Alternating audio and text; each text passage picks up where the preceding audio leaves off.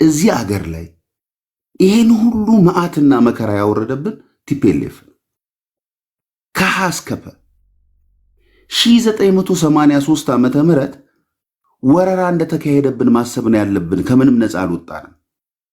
ቲፒኤልኤፍ የሚባል ወንበዴ ቡድን ወረራ አካሄደ። መለስ እስኪሞት ድረስ በአፈና ነው የቆየ።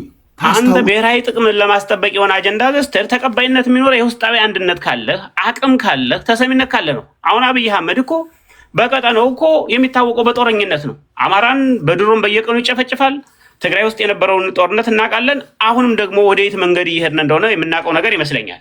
ስለዚህ አብይ አህመድ አሁንም ቢሆን ቅድሚያ መስጠት ያለበት ለውስጣዊ አንድነት ነው። ስለ ቀይ ባህር ወይም ስለ ቀይ ባህር ቀጠና ለመዋሰን መጀመሪያ አንድነት ላይ ነው ታቆ እያደማን እንሂድ። የውስጣዊ አንድነት እንዲመጣ ካንተ ጋር መታኮስ መቆም አለበት አይደል? በትክክል ያንተ ጥያቄ ምንድነው? 4 ኪሎ ገባለሁ የሚል ነው አይደለም። እኛ ወደ 4 ኪሎ ያልነው መጀመሪያ እኮ እኛ የ4 ኪሎ እሺ፣ ያንተ ጥያቄ ነገር የኔ ጥያቄ ለምሳሌ አንደኛ እኔ አሁን እንዳንድ ደጋፊ ነው የምነግርህ። እኔ ማንንም አልወክልም። ደጋፊ ሳይሆን አንተ የምትደግፈው የትጥቅ ትግልን የምትደግፋለህ። የፋኖ ደጋፊ ነህ? ኦኬ።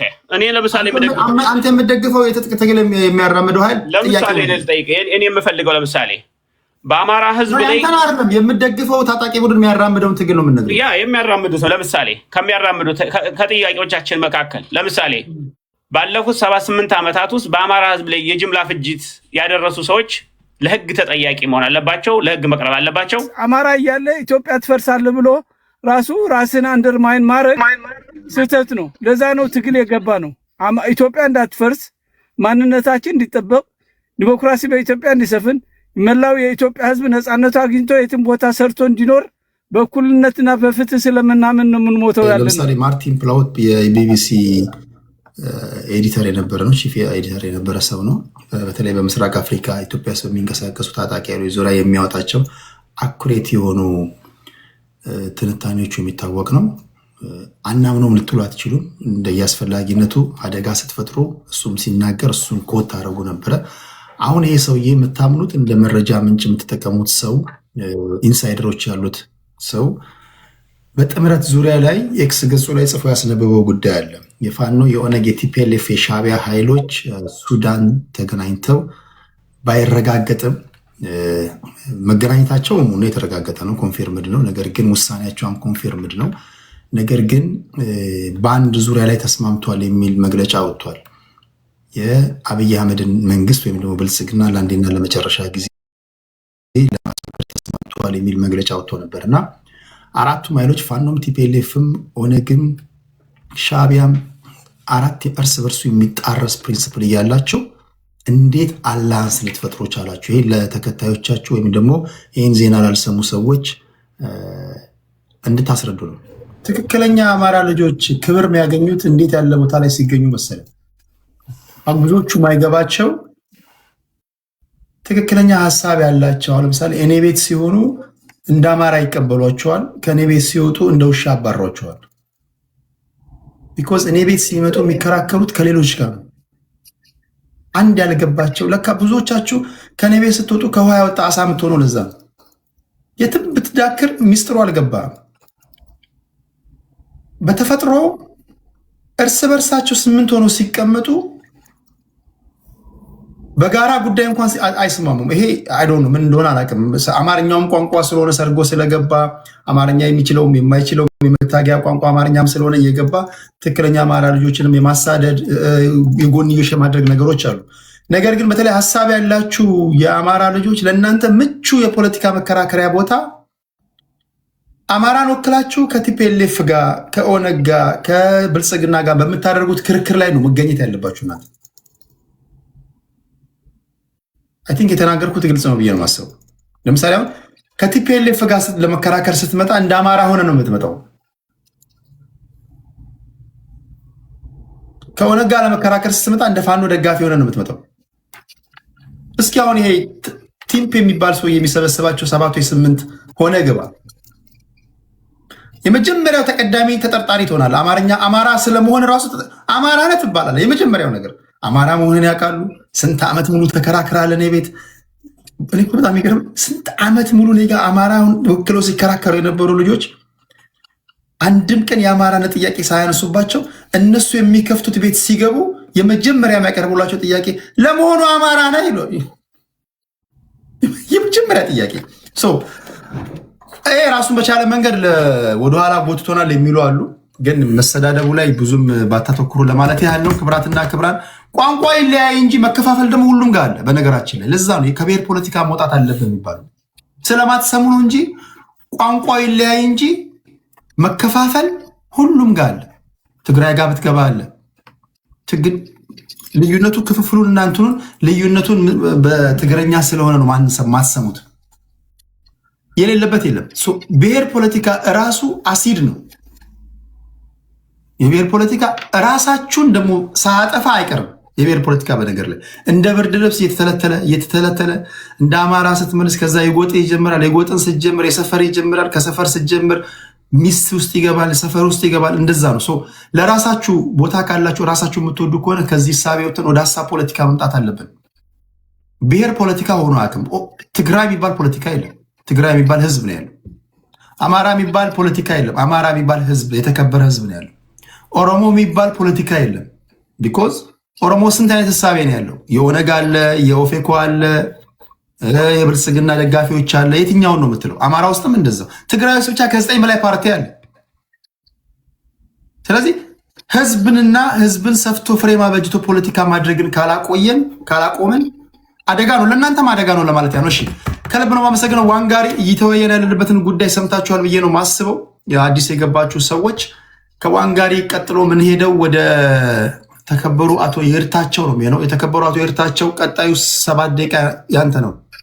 ኦኬ ታንክ ዩ ቴዲ አመሰግናለሁ። ወል ስለ ትናንትናው በኋላ መጣበታለሁ። አሁን ግን ጠበቃው ወንጋሬ ነው ማነው ስሙ? ወንጋሬ ነው። እኔ አላውቀውም ስሙ አያዘኝም፣ ጠርቼውም አላውቅም። ስሙ አለ እኮ ተጽፏል፣ አንብቡ። አይታይም፣ ትንሽ ነው እንትኑ። እሺ የመጀመሪያው WAN ብሎ ከዛ ነጥብ ነው ያለው ለኔ የሚታይ።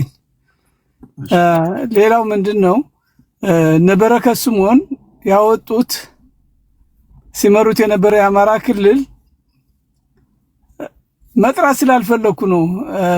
ቴዲ የሳክ ምንም ችግር የለም፣ ብስቅ ምንም ችግር የለም። ነገሩ what the main point is ነበረከት ስምኦን ባለስልጣን ሆኖ የወያኔ ተላላኪ የአማራ ክልል ህገ መንግስት የቀረጹት ያወጡት አማራዎች አይደሉም። ወያኔ እስኪወድቅ ድረስ ነበረከት ስምኦን በሰሩት ሌሎች እዛ የነበሩ የአማራ ተወካይ ሆኖ የውሸት አማራ ያልሆኑ ተወካዮች ሲሰሩት የወጡት ህገ መንግስት አማራውን ሲጨቁን ሲገድል እንደ ጨቋኝ ነበር ብለው እነሱ ባሰፈሩት ነበር የአማራ ህዝብ ሲቀጠቀጥ የኖረው። ሁለተኛ አሁንም የአማራ ክልል 6 ጊዜ 7 ጊዜ ነው መሪ የሚመርጥላቸው አብይ አህመድ ነው። ስለዚህ ከወያኔ የነበረውን አገዛዝ አሁንም እነዚህ አብይ አህመድ የሚያስቀምጣቸው ኦሮሞማ የሚያስቀምጣቸው ተላላኪ ያላቸው አብይ ሲያዛቸው አብየት የሚሉም እነሱ የሚንቀሳቀሱ እንጂ በራሳቸው እቅድና ፕላን የአማራን ህገ መንግስት የወልቃይት እንኳን ወደ አማራ ክልል ገብቷል የሚል መጻፍ አልቻሉም።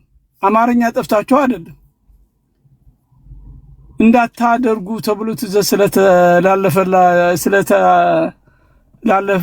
ስለተላለፈ ነው። ሌላው ይህ ትናንትና አሁን ሰደው ምናምን የሚለኝ አንደኛው አማራዎች አይደሉም። ስማቸው ይዘው የአማራን ትግል እነሱ ጠልፈው ስልጣን ለመያዝ ያደረጉት ጥረት ነው። አሁን ስለሆነ አማራዎች ሳይሆን ኖ ትናንትና ሰደው ሲል የነበረው ነው። አሁን እነሱ ደስ ያላቸው ትናንትና የወልቃይት ጠገዴ የራያ ጸለምትን ክልል እንደ ነው ሪፈረንደም እንደማለት ራሳቸው በራሳቸው እንዲመራረጡ ተደርገው ወደ ምክር ቤቱ ተጠሪ እንዲሆኑ የተደረገው እኔ አላምንበትም፣ ውሸት ነው። ይህ አማራውና አማራ ለመከፋፈል የተደረገ አሰራር ነው እንጂ በአማራ ምክር ቤት ያልገባ የወልቃይት የአማራ ማንነት ጥያቄ ቀጥታ ወደ ፌዴሬሽን ኤኒታይም ሊያነሳቸው ሊያስቀምጣቸው ሊያባርራቸው የሚችል የማንነት ጥያቄ አለቀ ብዬ ነው የማምነው። ለምን ነጡ ተብሎታል። ከዛ በኋላ የአማራ ህዝብ ማይታገልልን ለምን አማራንን ብለን በአማራነታችን ህዝብ ሙቶ መስዋዕትነት ከፍሎ የአማራ ህዝብ ያመጣው ለውጥ አሁን ስልጣን ስታገኝ ለብቻዬ ነው ከአማራ ጋር አይደለም ድርድር ማድረገው ብለህ ከወጣ በራስህ ከሄድክ ተገነጠልክ። አብይ ተሳካለት ማለት ነው። አማራ የመከፋፈል ዘዴና ጥበብ ተሳካለት ማለት ነው። አጣላን ማለት ነው። ስለዚህ ይህን ትክክል አይደለም ብዬ ስለተቃወምኩ እና አንተ ሻዕቢያ ነህ አንተ ወያኔ ነህ ከወያኔ ጋር ጽምዶ ናችሁ ምናምን የሚለው ትችት ነው የተተቸው። እኔ ግን ፖለቲካው ነጥቡ ስለገባኝ ይህን አካሄድ የአማራውን ጥያቄ አይመልስም። እኛ ለወልቃይት ብቻ አይደለም እንታገለው። እኔ የምታገል ለመላው የኢትዮጵያ ህዝብና ለአማራ ህዝብ ነው። አማራ ህዝብ አማራ ክልል ብቻ አይደለም ያለው። ሐረር አለ፣ ወለጋ አለ፣ ደብረ ዘይት አለ፣ አዲስ አበባ አለ፣ ማጆሪቲው ደብረ ዘይት አለ፣ ናዝሬት አለ። ቆይ ይርታቸው ቆይ ሰምተናል። እሱን ላለፉት 5 ዓመታት ሰምቻለሁ። አሁን ንፋሱ የሚያመጣውን እንደ ንፋሱ እየተነተነን እንጂ ጎበዝ። ኦኬ እንደዛ ስለሆነ አሁን ይሄን ሰምተናል። ቆይ እሱን አይደለም አሁን መጀመሪያ ያልኩትን ሰምታል። ይሄ ጥምረት የመፍጠር ነገር ገባኝ። ጥምረት የተፈጠረ እሱን ታየው። እሺ ከድርጅቱ ተልኮ ተሰጥቶን ይህ ጥምረት ተፈጥሯል ብሎ መግለጫ እስካልወጣ ድረስ እኔ በዛ ላይ መናገር አልችልም።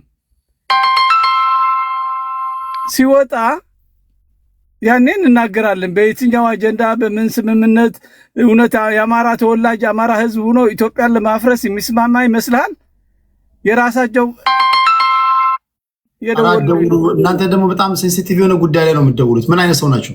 ቢያንስ ይጨርስበት። ሁልጊዜ ለምንድን ነው የምትደውሉት እንደዚህ ቦታ ላይ? ቀጥለሽ አሁን ምን አለ መሰለህ ይህ ወንድማችን ከነ በፊት የተናገረው እሱ የራሱን ሜንታሊቲ ያሰበውን ይሆናል ብሎ ግምት በቃ ኢትዮጵያ ለማፍረስ እንዴ አማራ የትኛው ኢትዮጵያ ነው ማፈርሰው? ከአማራ በላይ ኢትዮጵያ ያለ እንዴ ለዛ እኮ ነው በኢትዮጵያዊነት የምንገደለው። ኢትዮጵያ እንድትፈርስ አማራ ተበታትኖ ደካማ አማራ ከተፈጠረ ኢትዮጵያ ትፈርሳለች። አደርዋይዝ አማራ እያለ ኢትዮጵያ ትፈርሳለህ ብሎ ራስን አንደርማይን ማድረግ ስህተት ነው። ለዛ ነው ትግል የገባ ነው።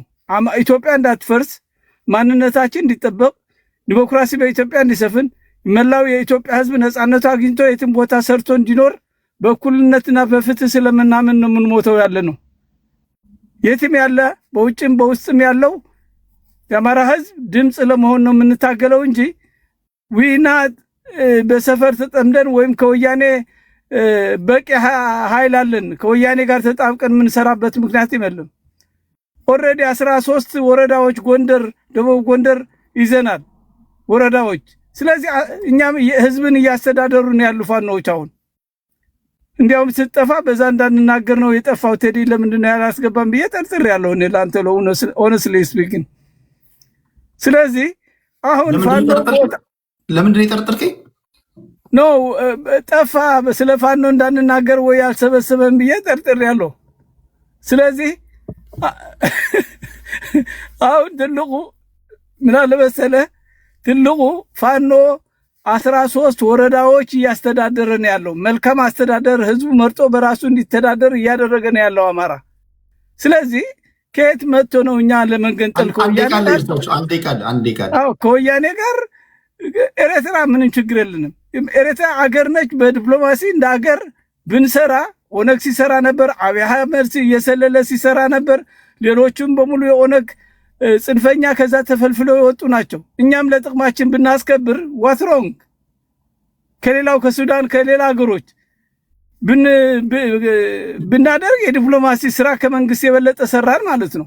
ስለዚህ ይህን የአማራ ህዝብ አንድነቱ ጠብቆ የሚሄድበት በህይወት የምንቀጥልበት ህዝባችን ከስደት ከመከራ አሁን ምን ያህል ወደ ኋላ ቀርቷል። የአማራ ህዝብ የአማራ ወጣት ትምህርት ቤት የለውም። ስልጣን ቢያዝ እንኳን ወደ ስልጣን የሚመጣ ብቃት ያለው ወጣት ኮምፒውተር የሚጫወት አይገኝም በዚህ በአሁኑ ሰዓት አማራው። ስለዚህ ለዛ ነው ግን ጠላት ከጠላት የሚጠበቀው እየተናገሩ ነው ያሉት። ምንም ችግር የለውም። በትግላችን እንወጣዋለን። ጨርሻለሁ። ታንኪዩ ለሰጠኝ እድል አመሰግናለሁ። እሺ ቴንክ ዩ ጋይስ። አንዳንድ የሻዕቢያ ደጋፊዎች ሪኩዌስት እየላካችሁ ነው። አንዳንድ የጻፈ ለምንድን ነው የምትልኩት? አልገባኝም። ለምንድን ነው ሪኩዌስት የምትልኩት? ይሄ የሀገር የውስጥ ጉዳያችንን የምናወራበት ነው። ነግሬያለሁ እኮ እንደ ሀገር ስናወራ እኔ ራሴ ጋብዛችኋለሁ፣ ትመጣላችሁ። አሁን የማውራት መብት የላችሁ በሀገራዊ ጉዳይ ላይ። ሌላ መድረክ ላይ ካሰሯችሁ አላውቅም። እዚህ ግን አይቻልም እንደዛ። ቻናሉን ቀይሬው በባህር በር ጉዳይ በኤርትራና በኢትዮጵያ መካከል ሲሆን አስገባችኋለሁ፣ ችግር የለውም። አሁን ግን የውስጥ ጉዳያችንን የምናወራበት ነው። በችል ታፕታፕ ያረክ ስማ። እሺ ወዲ ሀራ ሰላም ቴዲ እንዴት ነህ? ጥሩ ነው እየተናገራችሁ ያላችሁት ሁላችሁም ጥሩ ነው። እኔ ምንድነው የምለው ስለ ያኛው ቅድም ማን ነው ይሄ ልጅ የተናገረው? ይሄ ዋንጋሪ የሚባል ልጅ የተናገረውን ኤርትራ እንድትገነጠል ያደረገ ነው ምናምን እንመለስ ናቸው እንደዚህ ያደረጉት ቲፒኤልኤፎች ናቸው እና አብርሃም ያየ ተናግረዋል። በመጀመሪያ ግን የቲፒኤልኤፍ ደጋፊ ነው ወይስ የሻዕቢያ ደጋፊ ነው? እኔ ኢትዮጵያው ነኝ። የቲፒኤልኤፍን እደግፋለሁ። ኦኬ እሺ ዘንድ ትችላለህ ማለት ኦኬ። እና ምን ለማለት ነው እነዚህ ሰዎች እና አብርሃም ያየ ሆኑ ምን አረጋው በርሄ የተለያዩ ነገር ሰዎች ከቲፒኤልኤፍ የወጡትን የሚናገሩትን ተቀባይነት የለውም። ለምን? አብረው የነበሩ ሰዎች ናቸው። አብረው ነበሩ፣ አልተስማሙም በአንዳንድ ነገሮች። እነሱ የሚያደርጉት እንግዲህ እና አረጋው በርሄ ጥልቅ ውስጥ ገብተህ እንትን ብታይ ሀብታሞች መገደል አለባቸው የሚሉ ሰዎች ናቸው በዛን ጊዜ የነበሩ። ለዛ ነው የተባረሩት። ኢትዮጵያውያን የሆኑ ሀብታሞች መገደል አለባቸው፣ ለኛ ትግላችንን የማያስቀጥሉ ናቸው፣ አንቆ የሚይዙን ናቸው ብለው እና አረጋው በርሄ ያንን ሲያቀርቡ በመለስ ተሸንፈው ነው እነዚህ ሰዎች የወጡ። እንዲህ ብለው የወጡ ሰዎች ደግሞ አሁን ቲፒኤልኤፍ እንዲያደረገ ቢሉ የሚሰማቸው ሰው የለም ባይነኝ እኔ። እነዛ አብርሃም ያየ የሚሆኑ የተለያዩ ሰዎች ማለት ነው። ስለዚህ አሁን እኔ መናገር የምፈልገው ቲፒኤልኤፍ ኤርትራን ከገነጠላት ወይም ኤርትራ እንድትገነጠል የቲፒኤልኤፍ ኃይል እንትን አድርገዋል የሚለው ነገር ቲፒኤልኤፍ የመጣው ትናንትና ነው። ኤርትራ ደግሞ የመሰረተችው ሌላ ቀድማ ነው። እንግዲህ ማነው ኢሳያስ አፈወርቂ የተላከው በኃይለ ሥላሴ ነው። በአፄ ኃይለ ሥላሴ ወደ ኤርትራ ጀብሃን እንዲሰልልላቸው ተልኮ ነው። እንግዲህ ጀብሃን ገንጥሎ ደግሞ እሱ ሻዕቢያ የሚል መስርቶ ኤርትራን ሀገር እንድትሆን እንግዲህ የተዋጋ ማለት ነው። ስለዚህ እነዚህ ሰዎች ኤርትራውያኖቹ ራሳቸው ታግለው ያችን ሀገር ነፃ አውጥተው ራሳቸው ችለው ይቻሉም ባይችሉም ራሳቸው ሀገር ሆነዋል። ግን እንደዛ አይነት ጥያቄ እንዲነሳ ያደረገው የውጫሌ ውል ነው። ኃይል ማን ነው? ምኒልክ ናቸው ከጣሊያን ጋር ያደረጉት። ከአፄ ዮሐንስ ሞት በኋላ የተደረገው ከጣሊያን ጋር ተነጋግረው ውጫሌ ላይ ያደረጉት መረብ ምላሽ ከፍለው ኤርትራን እንድትገነጠል ያደረጓት ለ67 ዓመት በጣሊያን የተገዛችው ናት። ጣሊያን ሲወጣ ወይም እንግሊዝ ሲወጣ ነው እንግዲህ ተመልሶ ለኢትዮጵያ አስረክበው ይሄዱት ማለት ነው። ሚስጥሩ እዛ ላይ ነው ያለው። እና ጅቡቲ አሁን ለምን ሄደት ብለን ብንጠይቅ ማን እንትን ያደረጋት? ቲፒኤልኤፍ ነው እንዴ ታዲያ? አሁን አንዳንድ ኢትዮጵያኖቹ እንደዚህ የምትናገሩት አንደኛ ማስተዋል ይኖራችሁ። ቲፒኤልኤፍ ያላደረገውን ጥላቻ የትግራይ ተወላጆች ብቻ ስለሆኑ ጥላቻ እንትን የምታደርጉትን ነገር ትክክል አይደለም። እውነትን ትክክል ተናግራችሁ ብትሄዱ ጥሩ ነው። ለኛ የኢትዮጵያ ይህ የተጣመመ የሆነ ይህ ታሪካችንን አስተካክለን ብንሄድ ለኛም ይጠቅመናል፣ ለሀገሪቷንም ይጠቅማታል። የተቃና ነገር መሰራት አለበት ባይነኝ ነው። ሌላ አሁን ያለውን በአብይ ደግሞ አብይ አህመድ ወደ ስልጣን በሚመጣበት ጊዜ ኢህአደግ ወይም ደግሞ የቲፒኤልኤፎች እንበላቸው የትግራይ ባለስልጣኖች በነበሩበት ጊዜ አብይ አህመድ ቃለ መሐላ ፈጽሞ በሰላም ስልጣኑን ተረክቦ ነው እንግዲህ የተረከባት ሀገሪቷን። ወደ ጦርነት አስገብተው ደግሞ እንግዲህ አሁን ብልጽግና ሀገሪቷን ምን ውስጥ እንደከተታት ደግሞ አሁን እያየን ያለ ነው። እንግዲህ አማራ ለብቻ በዛ፣ ትግራይ ለብቻ በዛ፣ ኦሮሞ ለብቻ በዛ፣ እርስ በርሳችን እንግዲህ አሁን እየተራረድን ያለ ነው። አብይ አህመድ ነው እንደዚህ ያደረገን ያለው እንጂ ኢህአደግ በሚመራበት ጊዜ ያችን ሀገር ሰላም ነበረች። በዓለም ዙሪያንም እንግዲህ ያደገች የተቀየረች የተመነደገች ሀገር ነበረች። አሁን ግን በሁሉም ነገር እንድትወድቅ አድርጓታል አብይ አህመድ። አንደኛ የተማረም አይመስለኝም አብይ አህመድ። እውቀትንም የለውም። የት ትምህርት ቤት እንደተማረ የምናውቀው ነገር የለም። 7ኛው ክፍል ተምረዋል። ባለፉት 3 አስርት ዓመታት አብይ ከመምጣቱ በፊት ኢትዮጵያ ውስጥ የብሔር ግጭት አልነበረም? ሰላማዊ ሰልፍ ነበረ። አንዳንድ ይሄ ያለ ነው። ለምን ሰላማዊ ሰልፍ ተደረገ? ለምን እንደዚህ አይነት ነገር ሊኖር ይችላል እኮ። ለዛ እኮ ነው ለውጥ የመጣ እኮ ለዛ ነው አይደለ? አሁን በቃ ይበቃናል ተብሎ 27 ዓመት ያው እንግዲህ ለውጥ ተደረገ እኮ። ለውጥ ሲደረግ ደግሞ አስረክበው ነው የሄዱት እነዚህ ሰዎች። በጦርነት ወይ በውጊያ ሳይሆን እጃቸው ላይ መሳሪያ አለ፣ ባንኳ አለ። እንግዲህ ብሩም እጃቸው ነው፣ ሁሉም ታንኩም እጃቸው ላይ ነው የነበረው። እና አብይ አህመድ እና እንለማ በሚመጡበት ጊዜ አንቀው ማጥፋት ቀላል ነው። ሁለቱም ገብተዋል፣ ግን አላደረጉትም። እነዚህ ሰዎች በቃ እኛንም በስብሰናል፣ በመካከላችን ችግር አለ፣ እንደዚህ አይነት ነገሮች ስላሉ ማስተካከል ያለብን ነገር እናስተካክል እያሉ እና አባይ ፀሐዬ ሲናገሩ ነበር። ያንን እንግዲህ አብይ እንዲመጣ አድርጎታል። አብይ ሲመጣ ደግሞ አስረክበውት ነው ወደ ትግራይ የሄዱት። ተከትሎ ትግራይ ሄዶ እንግዲህ እነዚህ ካልጠፉ ብሎ ደግሞ እንደገና አሁን ቲፒኤልኤፍን ብቻ የማጥፋት ዓላማ አይደለም፣ የትግራይን ህዝብን ለማድቀቅ ነው። አሁን ለምሳሌ አቶ ገዱ አንዳርጋቸው እንደተናገሩት የትግራይ ህዝብ ከእንግዲህ በኋላ አይነሳም ብለው ነግሮኛል ብለዋል።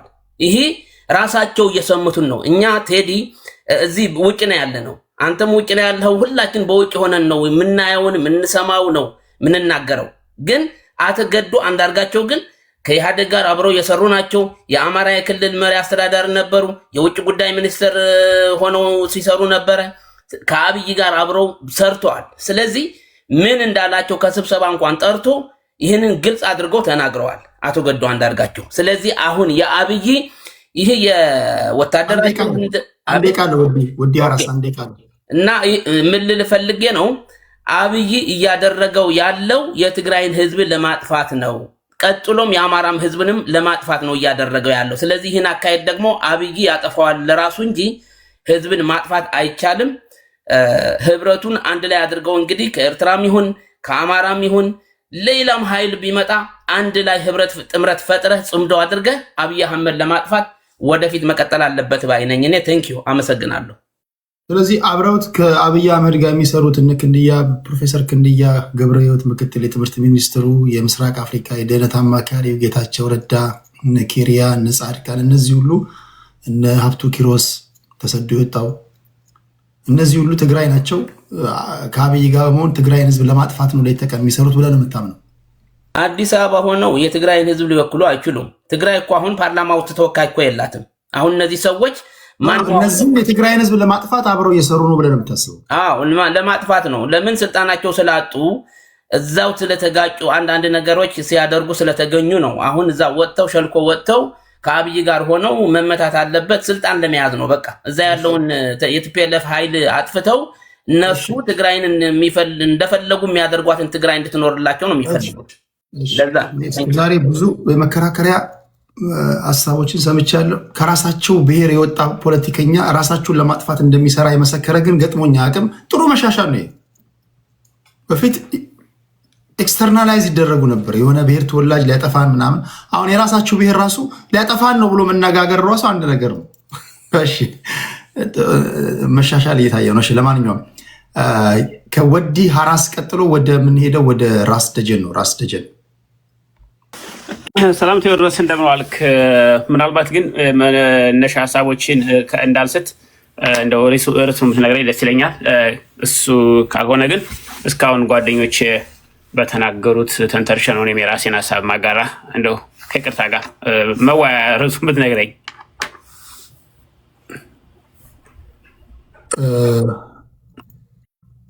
ኦኬ ወይ ሌሎቹ ሲያወሩ ይለፉና እንትን ትላላችሁ። ኦኬ ካልሆነ እሺ መናገር እችላለሁ። እስካሁን በተናገሩት በሰማሁት ይመስለኛል አጠቃላይ ያለውን የቀጠናውን ሁኔታና የኢትዮጵያን የፖለቲካ አሰላለፍ ምናምን ይመስለኛል እና በሱ መናገር እችላለሁ። ከሰማሁ ከሆነማ እከሌ እንዳለው ብለህ ልትቀጥል ነው ማለት? አይ እከሌ እንዳለው እሺ በቃ ወይም ንገረኝ ወይም ከሚቀጥለው ተናጋሪ እናገራለሁ። እሺ በአጭሩ ለምሳሌ ማርቲን ፕላውት የቢቢሲ ኤዲተር የነበረ ነው፣ ቺፍ ኤዲተር የነበረ ሰው ነው።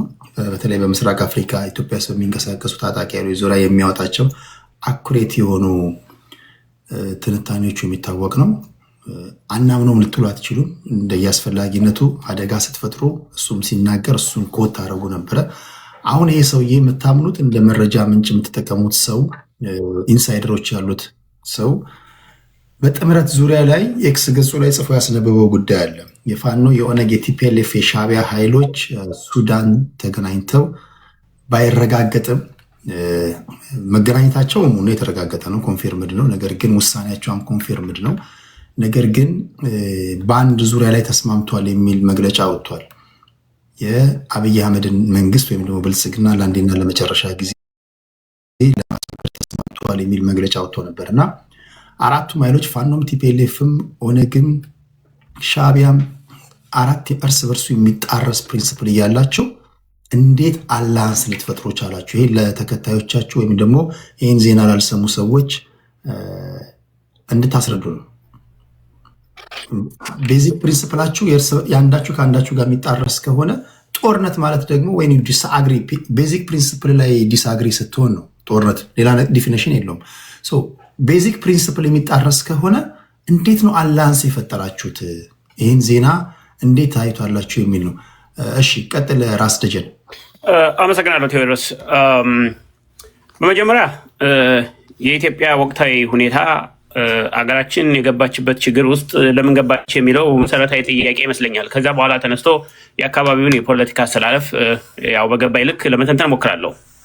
ኢትዮጵያ አሁን ላለችበት ፈተናና ችግር የገባችው ኦህዴድ ብልጽግና የሚባል እጅግ ደካማ የሆነ መንግስት ወይም የፖለቲካ ድርጅት ይመስለኛል። ምክንያቱም የኢትዮጵያ ሕዝቦች በጋራ የውጭ ጠላቶቻቸውን እንዳይመክቱ አገር ውስጥ ያሉትን ችግሮች በቅጡ በአግባቡ ባለመፍታቱ በተለያየ ቦታ የተለያዩ አማጽያን፣ የተለያዩ አደረጃጀቶች፣ የተለያዩ አስተላለፎች እንዲኖሩ አድርጓል።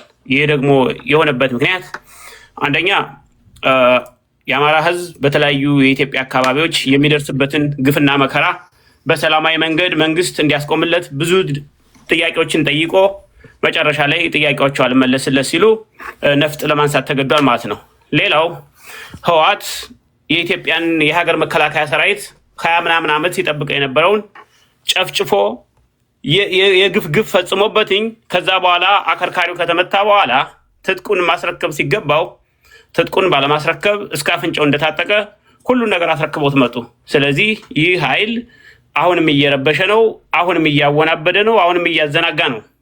ስለዚህ ዋናው የኢትዮጵያ የፖለቲካ ችግር አሁን ስልጣን ላይ ያለው የኦህዴድ ቡድን ነው። ስለዚህ ይህ ቡድን ባመጣው ጣጣ የተለያዩ አስተላለፎች ሊኖሩ ይችላሉ።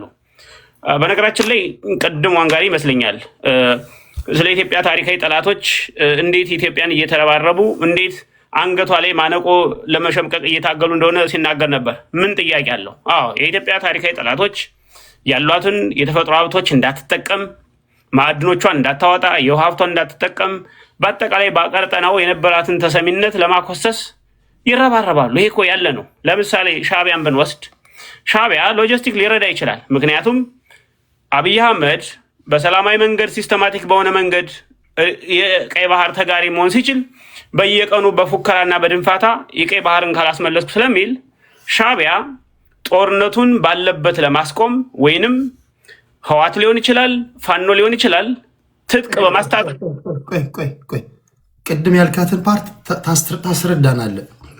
ተድበስብሳ የተነገረች አንድ ቃል አለች። አብይ አህመድ በሰላማዊ መንገድ የባህር በር ባለቤት መሆን ይችላል እየቻለ ያን ሳይፈልግ ብለሃል።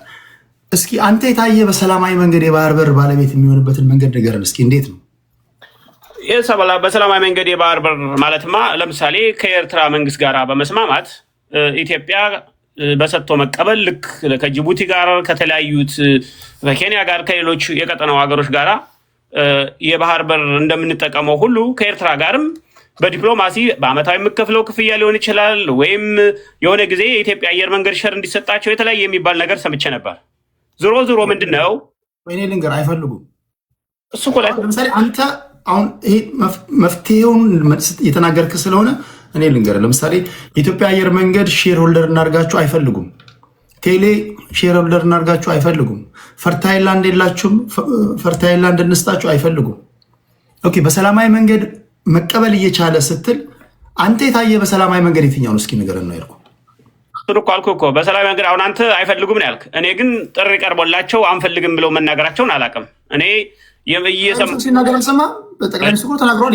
የሻዕቢያ ደጋፊዎች ብትቆይ የሻዕቢያ ደጋፊዎች እዚህ ጋር ባስገባልህ አይፈልጉም። እነሱ የሚሉት ለጅቡቲ በአመት 2.5 እስከ 3 ቢሊዮን ዶላር ለወደብ ኪራይ ትከፍላላችሁ፣ ለጅቡቲ የምትከፍሉትን ለእኛም እየከፈላችሁን ነው ይላል።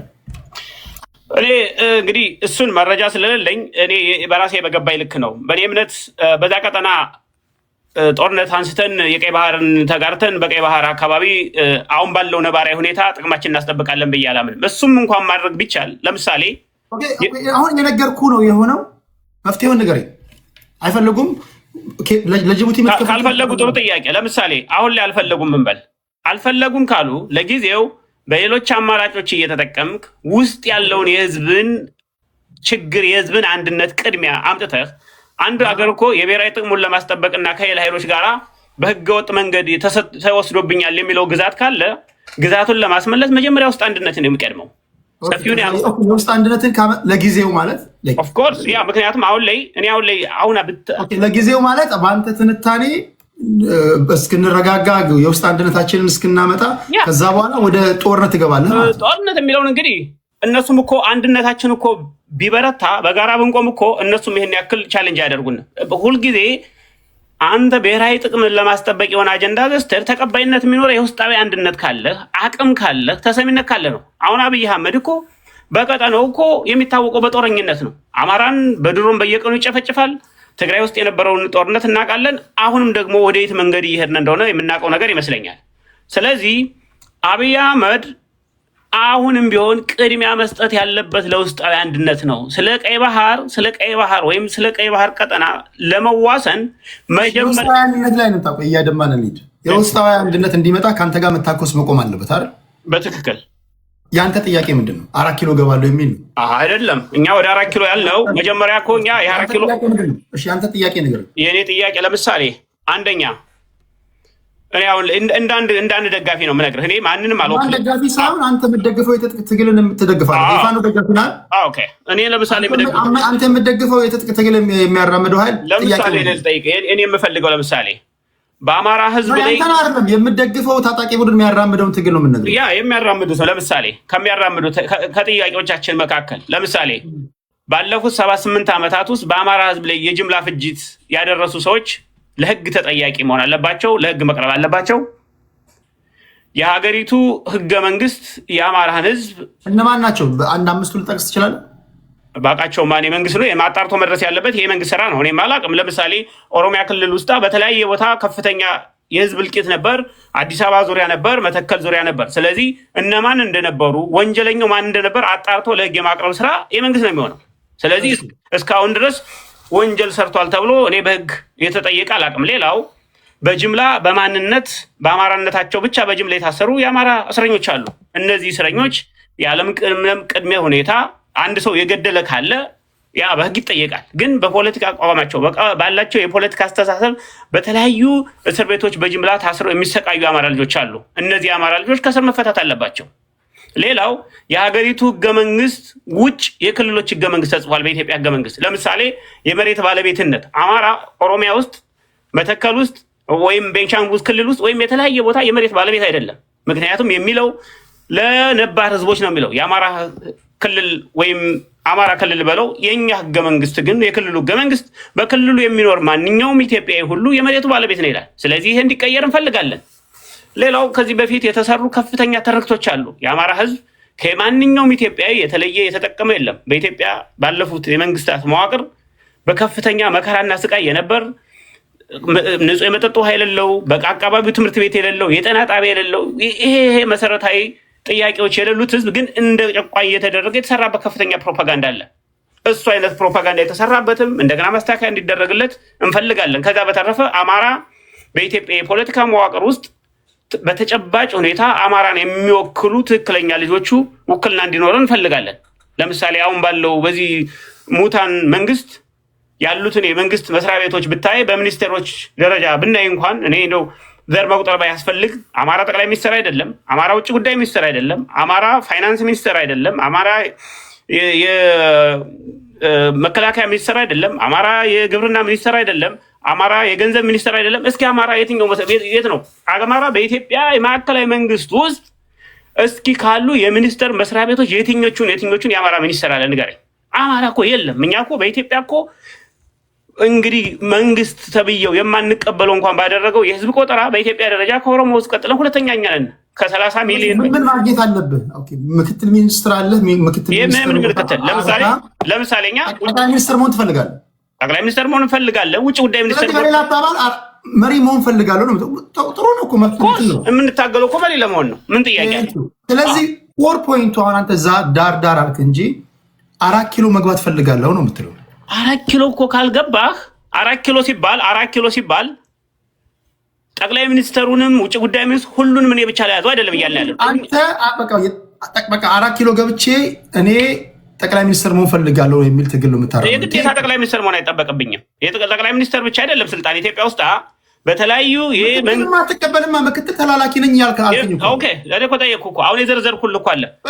ለምሳሌ ወደዚህ ያመጣው ባክ ኤንድ ፎርዝ አናድርገው። አሁን እኔ ይኸውልህ ዳር አትሂድ። ዋናው እነሱም የሚሉት በድፍረት ይሄ ነውር አይደለም። 4 ኪሎ ፈልጋለሁ አስተዳዳሪ ይሆናሉ ማለት አሁን አንተ 4 ኪሎ መግባት ፈልጋለሁ የሚል ትግል ይዘህ ይሄ ደግሞ የሚሆነው በክንድህ ነው አይደለም ወይ?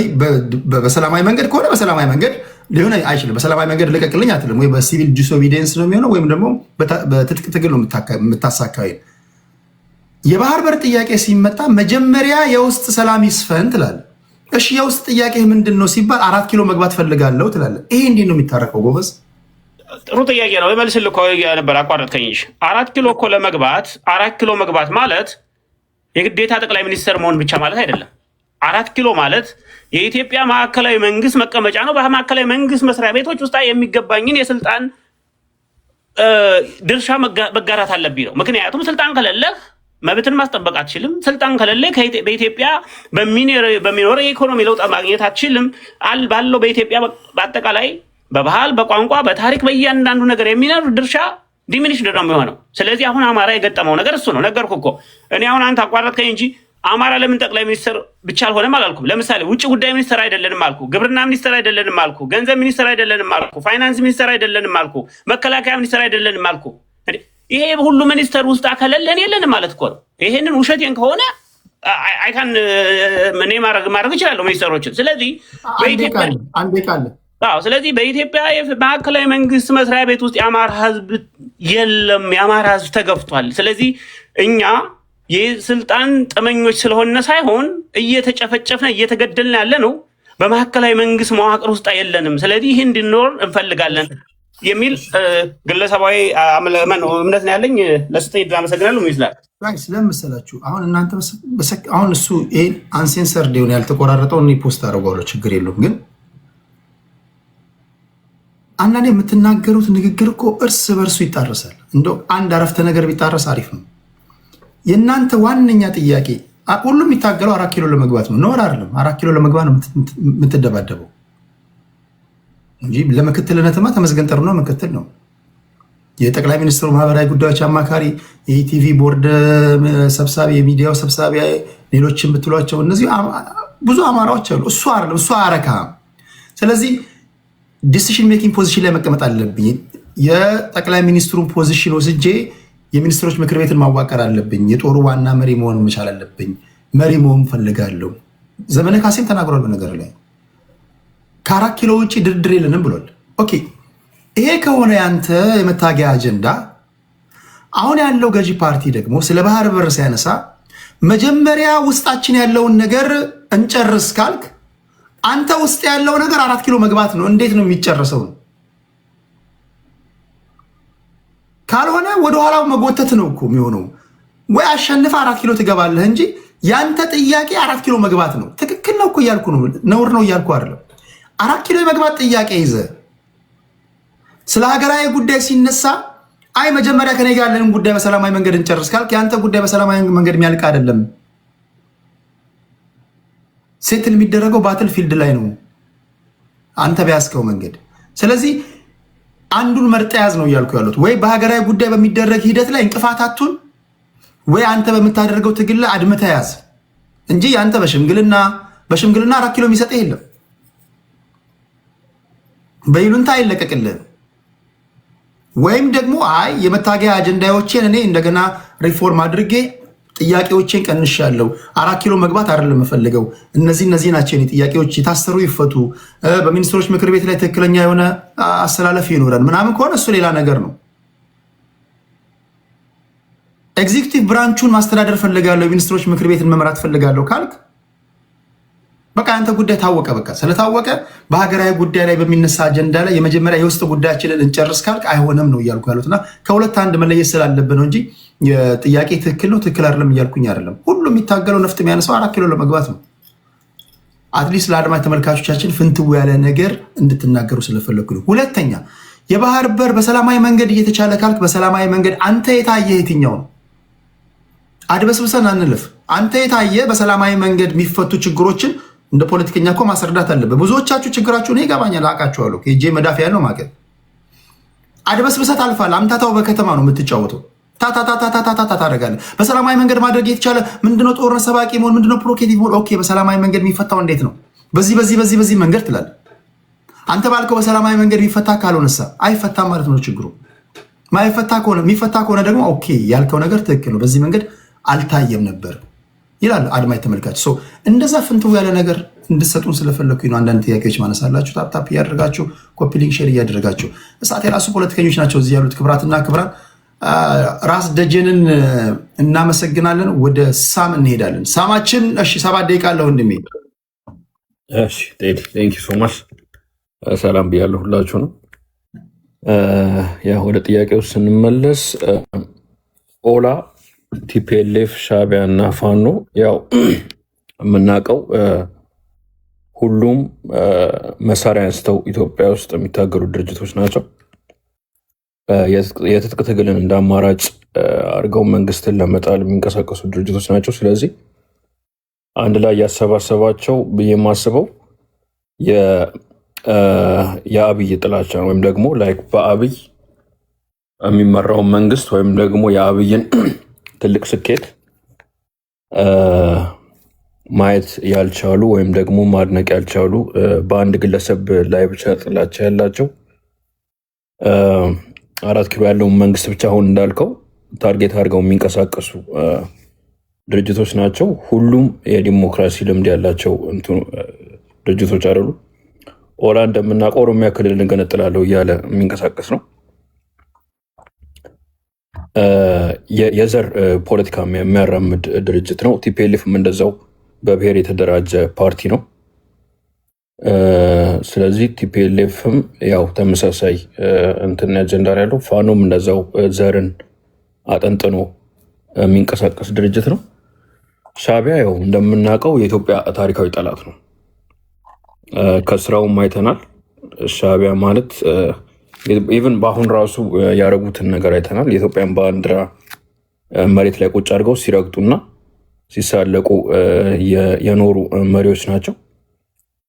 ያው ኢሳያስ አፈወርቂ የኢትዮጵያ ጠላት መሆኑን ያሳያል። ስለዚህ ለዚህ ተግባሩ ዋጋ ይከፍላል ማለት ነው እና ሁሉም አሁን እነኚህ ታጣቂ ድርጅቶች በመሳሪያ መንግስትን ለመፈንቀል የሚንቀሳቀሱ ስለሆኑ ዋጋ እንደሚከፍሉ በሚያደርጉት ነገር ዋጋ እንደሚከፍሉ እሙና የተረጋገጠ ነው። ይሄ ሀሳባቸውም ሊሳካ አይችልም። ምንም አሊያንስም ቢፈጥሩ ስብሰባም ቢያደርጉ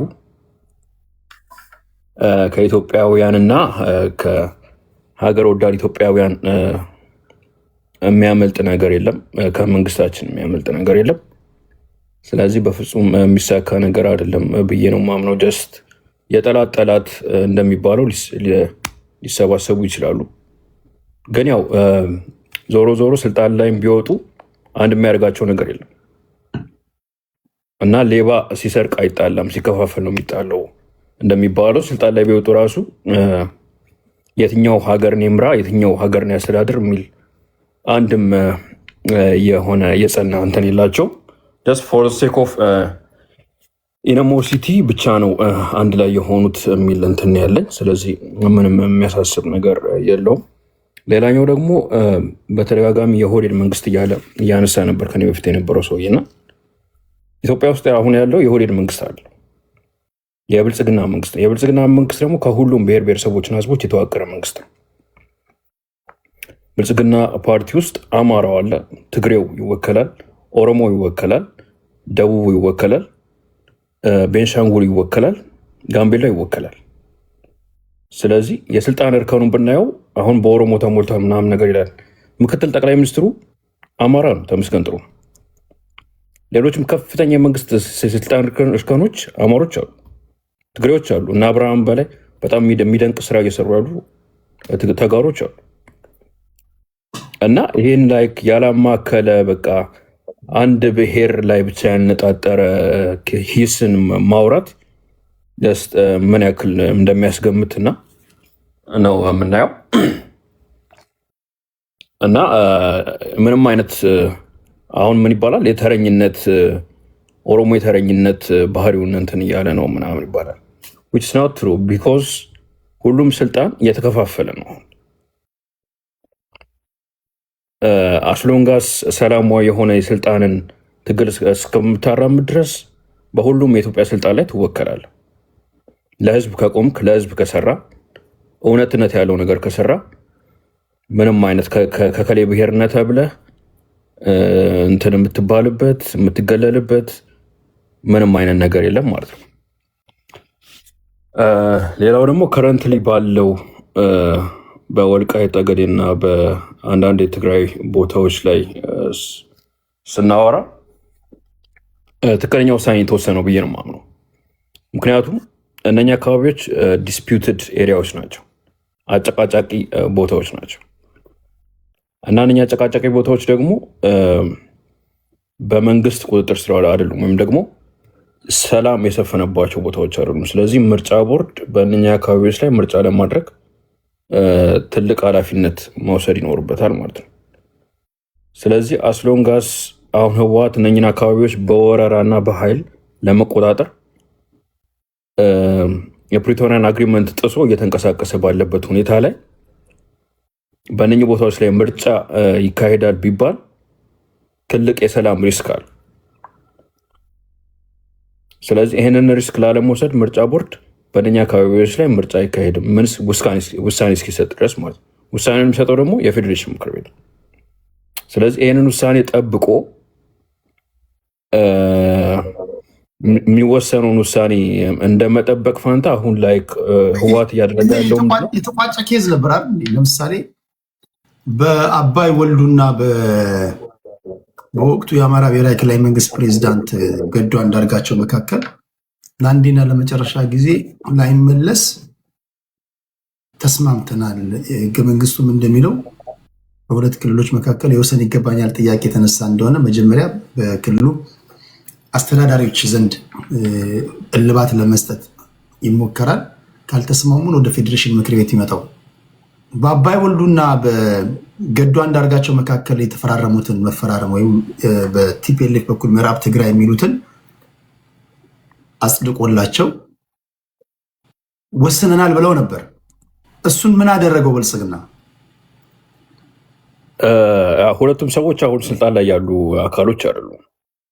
አንደኛው አይ ቲንክ የህወሓት ሰው ነው። አንደኛው ደግሞ ፎርመር የመንግስት አካል የነበረ አሁን ደግሞ ከመንግስት ጋር ተጣልቶ በስደት ላይ ያለ ሰው ነው።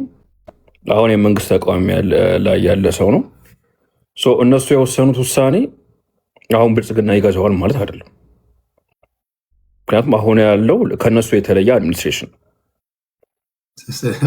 ስለዚህ እነሱ ሰዎች አሁን ስለሌሉ ስልጣን ላይ የተስማሙት ይሻላል ማለት ነው። እሺ በአንድ ደቂቃ አጠቃለው ነው ወደ ሌሎች እንሄዳለን። እንደዛ ነው ያልከው? እንደዛም ለማለት ሳይሆን ጀስት አሁን እነሱ የወሰኑት ውሳኔን ዶክተር አብይ ፕራክቲስ ያድርገው ማለት አንችልም። ምክንያቱም እነሱ በሆነ ምክንያት ወስነውት ቢሆንስ የግል አሁን ለምሳሌ በግላቸው በሆነ እንትን ተስማምተው ሊሆን ይችላል። የህዝብ ተወካዮች ምክር ቤት በዛ ጉዳይ ውሳኔ ሰጡበታል። የህዝቡ ፍቃድ ተጠይቋል። አይጠበቅበትም እኮ ህገ መንግስቱ እንደዛ ይልማ። ህገ መንግስቱ በሁለቱ ክልሎች መሪዎች መካከል ሊፈታ ጥረት ይደረጋል ያል ከተስማሙ ወደ ፌዴሬሽን ምክር ቤትም አይሄድም። ለምብል አንቀጽ 48 1 የክልሎች ወሰንን በሚመለከት ጥያቄ የተነሳ እንደሆነ ጉዳዩ በሚመለከታቸው ክልሎች ስምምነት ይፈጸማል ነው የሚለው። የሚመለከታቸው ክልሎች መስማማት ካልቻሉ ግን የፌዴሬሽን ምክር ቤት ጣልቃ ይገባል። ከነሱ አቅም በላይ ከሆነ ነው ወደ ፌዴሬሽን ምክር ቤት የምትልከው ጉዳዩ። በወቅቱ የነበሩ አመራሮች በወልቃይት ጠገዴና አሁን በአወዛጋቢ ቦታዎች ላይ ውሳኔ ስምምነት አድርገዋል። ተስማምተዋል። ማሰማት ይችላሉ። አሰማኝ ካልከኝ ተዲ አንድ ነገር እዚህ ተሳስተሃል። ጦርነቱ ከመጀመሩ በፊት ነው ያንም ውይይት እያለ ነው እንጂ ከጦርነት በኋላ አይደለም። እሺ እኔ የምለው አባይ ወልዶና የገዱ አንዳርጋቸውን ስምምነት ነው የምለው። ከዛ በፊት መጀመሪያ ውይይት እያለ ክርክር እያለ ነው ተስማምተን ሰሮቃ ላይ ስብሰባ ካደረጉ በኋላ ገዳችን ይሰማል የሚናገረው አሁን ወልቃይት እየተዳደረ ያለው በትግራይ ክልል ውስጥ ህዝብ በሚጠቅም መንገድ የጸገዴንና የጠገዴን የወሰን ችግር የብአዴንና የህወሓት አመራሮች በጋራ ተነጋግረን ዳግም ላይመለስ ለመጨረሻ ጊዜ መፍትሄ ሰጥተነዋል። እንኳን ደስ አላችሁ፣ እንኳን ደስ አለን ይላል። ይሄ አባይ ወልዱ ናቸው። የዛሬ እያስተዳደረው እያለ ነው። ሁለት ነገር መለየት አለብህ ወይ ያኔም አልተቀበልንም። አሁን እኮ አንዳንዶቻችሁ እኮ የሚምታታባችሁ ለዛ ነው። ያኔም አልተቀበልንም ያሉ የአማራ ልጆች አሁንም አልተቀበልንም እንዳሉ በአቋም ጸንተዋል። ገዱ ምንም ቢልም ገዱን አናምንም ወይም ደግሞ ገዱ መሪያችን አይደለም ይላሉ። ገዱ ዛሬ የሚናገረውን ጀግና አድርገህ የሰማ ተቀብለ ገዱን ጀግና አድርገህ በወቅቱ የተናገረውን ግን እኛን አይወክልም ካልክ ይምታታል ነው እያልኩ ያሉት። ገዱ ለአንዴና ለመጨረሻ ጊዜ በፊርማችን አጽድቀናል አለ ከአባይ ወልዱ ጋር። ሁለቱ ክልል አስተዳዳሪዎች ተነጋግረው መድረክ ላይ ቀርበው ተፈራርመዋል፣ ዘግተውታል። ኬስ ክሎዝድ። ገና ያኔ ወልቃይት በራሳችን አልተዳደርም። ገዱ በግሉ ሄዶ ሰሮቃ በነበረው ስብሰባ በትግራይ አስተዳደር ነበር ወልቃይት በዛ ሰዓት። በሄደ በኋላ ጸገዴና ጠገዴ የሚለው ያንተ ሰዓት አይደለም። ቆይ ዞሮ ሲመጣ እንትን ትላለሽ ሳሚ ወደ አንተ ልምጣ። ስለዚህ ይሄ አሁን ሁለቱ አስተዳዳሪዎች በስልጣን ስለሌሉ ቮይድ ነው፣ እኛ አንቀበልም፣ ኢንቴንታቸው ምን እንደሆነ ስለማይታወቅ ይፈርሳል ነው የምትለው ሳሚ? ያ አሁን ላይ ተግባራዊነት ይኖረዋል ብዬ አላምንም። ምክንያቱም አሁን ያለው መንግስት በዚህ ሀሳብ ይስማማል ወይ ነው። ኦኬ ቴንክ ዩ። እኔ ይህን እኮ ነው የምለው። አሁን እኔ አንዳንዶቻችሁ እኔ በብረት ቦክስ ተመስታችሁን ዞሮባችሁን ገዱን እግዚአብሔር ያሳያችሁ ጀግና ብያለ የሚያወድስ ሰው አለ። እሺ ገዱን ጀግና ካደረግ ይሄን ውሳኔ ምን ታደርጋለህ? መቀበል አለብን። ለአንዴና ለመጨረሻ ጊዜ በፊርማችን አጽድቀናል፣ ወልቃይት ጠገዴ የትግራይ ነው ብሏል። አሃ እንዲህ ብሏል እንዴ? ሺት ገዱን አንቀበልም፣ ገዱ ተላላኪ ነው ምናምን ካልክ እንዴት የሚሆነው? መርጠ አይደለም መስማት ያለብን። በወቅቱ ግን የእነዚህ ሰዎች የሁለቱ ክልሎች አስተዳዳሪዎችን ስምምነት ምን አደረጋችሁ? ከምን ፈርሷል ወይስ እንዴት ነው? ይህን ጉዳይ እንዴት ያዩታላችሁ? የእኔ ጥያቄ ነው። ከዛ ባሻገር ምርጫ ቦርድ ደግሞ መጀመሪያ ላይ ባወጣው ሪፖርት ያለፈውን ዓመት ምርጫ ሰሌዳ ያለፈውን ዓመት ምርጫ የስድስተኛውን የሀገር አቀፍ ምርጫ ሰሌዳ እሱን ግብአት ወስደን ወልቃይት ጠገዴ በትግራይ ክልል ውስጥ ሆኖ ምርጫ እናካሄዳለን ብለው ወጥተው ነበር። የፌዴሬሽን ምክር ቤት ነው ከዛ በኋላ ጣልቃ ገብቶ ነው ኒውትራል መሆን አለባቸው እነዚህ አካባቢዎች ብሎ ያስቀይራቸው። እነዚህንም እንድታጠሩ ስለፈለኩ ነው። ሰው የሆነ የሞጫ ዙሪት ውስጥ እንዳትገቡ፣ በተለይ በዚህ ጉዳይ ላይ ትንታኔ ሲሰጡ በጣም በጥንቃቄ ቢሆን ለማለት ነው። ለአድማጭ ተመልካቾቻችን ነው፣ ሌላ ነገር የለውም። ከሳሚ ቀጥሎሽ ወደ ሸገር ጁንታ ነው የምንሄደው። ኦኬ ቴዲ ስለሰጠኝ እድል በጣም ቴንኪ አመሰግናለሁ። በዚህ አጋጣሚ 2 ደቂቃ ሲቀረኝ ግን ንገረኝ። 1 ደቂቃ ሳይሆን 2 ደቂቃ ምን ማለት ነው የምፈልገው? ከዚህ ቤት ውጭ የሆነ አንድ ቀን ዞር ብላ አታውቅም ይመስለኛል። እዚህ ውስጥ የምታወያያቸው ሰዎች እንዳለ አንተ ቤትና ከአንተ ቤት ውጭ አቋማቸው የተለያየ ነው። ያው እንደየመጻፋቸው መጫወት ይችላሉ፣ እሱ መብታቸው ነው። ግን እና አቶ ሳሚ ብልጽግና ሳሚ ላይ ማየት ይቻላል። በቃ የብልጽግና አመራሮች ሳሚ ናቸው። አካሄድ ምንም አካሄድ አይደለም። ፐርሰናል ያደረገው ሀሳብን ነው የመጡት። አካሄዱ ምንድን ነው? ሰዓቴን እየወሰደብኝ ቴዲ እያደረገው ነው። ቴዲ እኔ አላረክትም። አንዴ ያረን የፈተዋለውን የአማርኛ ሁሉም ቃላት አንደበቴ ላይ ያለ ችግር የለውም። አካሄዱ ምንድን ነው? ሰደበ አይ እኔ አጠቃላይ በተነሳው ጉዳይ ላይ ነው ሀሳብ የሰጠሁት። እሱ ፐርሰናል እያደረገው ነው። አካሄዱን ሰምተናል። ምንም አይነት ስድብ አላገኘንም። አካሄዱን ውድቅ አድርገናል። ቀጥል። የሸገር ጁንታ ስድብ ከሆነ ያስቆማል፣ ችግር የለውም። ቴዲ ቤትና ከሀሳይ ቤት የተለያየ ከሆነ አላቅም። ቴዲ ሁሉንም ኢትዮጵያዊ ወክዬ ሀሳብ አወያያለ ነው የሚለው። ስለዚህ ሁላችንም የየራሳችን አቋም አለን። አቋማችን ይታወቃል። እኔ አሁን በተለይ እንደ አንድ ትግራይ ተወላጅ ቤተሰብ እንዳለኝ እንደ አንድ ትግራዋይ ነው የምከራከረው። የትም ቤት ብሄድ አቋሜን አልቀይረውም። በትግራይ ኢንተረስት ላይም እንደማልደራደር ማንም ያውቃል። ሌላ ቤት አንተ ቤት ስመጣ በተአምር የቤቱን ሕግ አክብሬ እወያያለሁ እንጂ ክብሬንና አንድነቴን ሽጬ አልከራከርም። እዚህ ይሄ ሪያሊቲ ነው። በዚህ ደረጃ ሲወያዩ ስለማላያቸው ነው። በዚህ አጋጣሚ አወያዩ እህታችንም ከታች ስላለች እሷም ታውቃለች። ምንድነው ማውራት የምፈልገው? ወደዛ ብዙ ሰዓት መፍጀት አልፈልግም። የተለያየ ሰዓት ወያኔ እየተባለ ይሄን የለመድነው ልምድ ነው። አሁን ከወያኔ አስተሳሰብ ውጪ ወደ ትግራይ ህዝብ ወርዷል። አብይ አህመድ አሊ ለትግራይ ህዝብ ምን እንደሆነ አንድ የ6 ዓመት ህጻን ልጅ ሊስትሮ እየሰራ እኔ መቀሌ ከጦርነቱ በኋላ ከተፈተው ለመጎብኘት ሲሄድ ብራዘር ተደሚር ካልኩት በትግረኛ መስሐራ ዲናይን ድመርን ያለኝ በትግረኛ ህጻን ልጅ የ6 ዓመት ልጅ መስሐራ ዲናይን ድመርን ማለት በአማርኛ ካራጄ ጋር ልደመርም ማለት ይሄ ህጻን ልጅ በምዕራብ ትግራይ እናቱን ያጣ ሰው ነው። አብይ አህመድ ምን እንደሆነ የ6 ዓመት ህጻን ልጅም ትግራይ ውስጥ ያውቃል። ስለዚህ ከደብረ ጽዮን ከጌታቸው ከዓለም ገብረዋህድ ኢንተረስት ወርዷል። የትግራይ ህዝብ ጥያቄ ወደ ህዝብ ወርዷል፣ ወደኛ ወርዷል ማለት እኛ ነን እኮ ህዝብ። የፓርቲ አባል አይደለንም፣ ካድሬም አይደለንም እኮ የህዝብ አካል ነን። ማን እንደገደለን፣ ማን እንዳሰረ፣ ማን እንዳፈናቀለን በደንብ እናውቃለን። ስለዚህ አብይ አህመድ አሊ ለራሱ ኢትዮጵያ አይደለም ብዬ 3-4 ቴዲ ቤት ተናግሬያለሁ። ቼክ መደረግ ይችላል። ከዚህ በኋላ ሰዓታችሁ ላለመቆጠብ መሀል ያልገባባችሁ። አሁን የትግራይ ህዝብ አራጁ አብይ አህመድ ነው ብለሃል። እስከ ትላንት ድረስ መቀሌ ነዋሪዎች እኔ እንኳን ማውቃቸው ደውዬ ያናገርኳቸው በርካታ ትግራዋዮች ወደ አዲስ አበባ እየሸሹ ነው። አብይ አህመድ አራጃቸው ከሆነ ለምን ወደ አራጃቸው ይሸሻሉ ታዲያ? ያሱ ፐርሰናሊ ሜል ሊሆን ይችላል። ህዝብ አይደለም እየሄደ ያለው፣ ህዝቡ ነው እየሄደ ያለው። ህዝቡ በገፍ እየወጣ ጦርነት ሸሽቶ አብይ ጋር እየሄደ ያለው። አዲስ አበባ ማዕከል መውጫ ስለሆነ ሰው ይወጣል። በአዲስ አበባ አርቦ ወደ አራጃቸው ነው የሚሸሹት ማለት ነው። ህዝቡን እንደ ህዝብ ለምሳሌ አራጅ ነው ካልክ ይህን ትንታኔ እንዴት አደርገዋለሁ? አንተ እንደፈለግከው ሰደው የኛ አመለካከት ነው እየነገርኩህ ያለው። ፕሩፍ ነው አይደለም፣ እሱ በአንተ ግምገማ ይወድቃል። እኔ ግን የህዝቤን ስለ ንቦና ስለማውቀው እንደ ህዝቤ ነው የማወራው። አብይ አህመድ ጋር ሄደው ምንም እኮ አንድ ወጣት ያወራውን በቪዲዮ አሰማለሁ። ከመቀሌ ጦርነት ሸሽተን መተን አዲስ አበባ ሰላም ነው ብለን ስንሄድ አዲስ አበባም እየታሰረ ነው የሚል ቮይስ ካልሰማ አላውቅም። አዲስ አበባም እየታሰረ ነው። እዙ አዲስ አበባም ሄዶ አልተማረም፣ ምክንያቱም ኢንፎርሜሽን ስለሌለው። አንዳንድ ወጣት ኢንፎርሜሽን የለውም። ከዛኛው ጦርነት አመለጥኩ ሲል አዲስ አበባ ያለውን ማዕበል አያውቀውም። እኛ አዲስ አበባ ስላደግንም ስለተወለድንም ስለምናውቀው ነው ያለውን አመለካከት በደንብ እናውቋል። ኢቭን እንኳን ስልጣን ላይ ያሉት ሰዎች እነዛን ሰዎች ማስለቀቅ አይችሉም፣ ምንም አይችሉም። ይሄ ታወቀ ነው። አይ እኔ በገለልተኛ አካል አንተን ስለ ገለልተኛ ነብይ አምናለሁ መጠየቅ ትችላለህ። የእስር ቤቶቹን ነገር አለው ኦፊሻሊ አባ ሳሙኤል፣ አንበሳ ገራጅ፣ ራሱ ቃሊቲ፣ ቂሊንጦ መጠየቅ ትችላለህ። ሞባይል ሰርቀው ነው የገቡት እስከሚባል ድረስ አንድ ሞባይል የሰረቀ ሰው 2-3 ሰው ሊሆን ይችላል። 5000-4000 ትግራዋይ ሞባይል ሲሰርቅ አይውልም መቼም፣ በስራ የሚታወቅም ህዝብ ስለሆነ።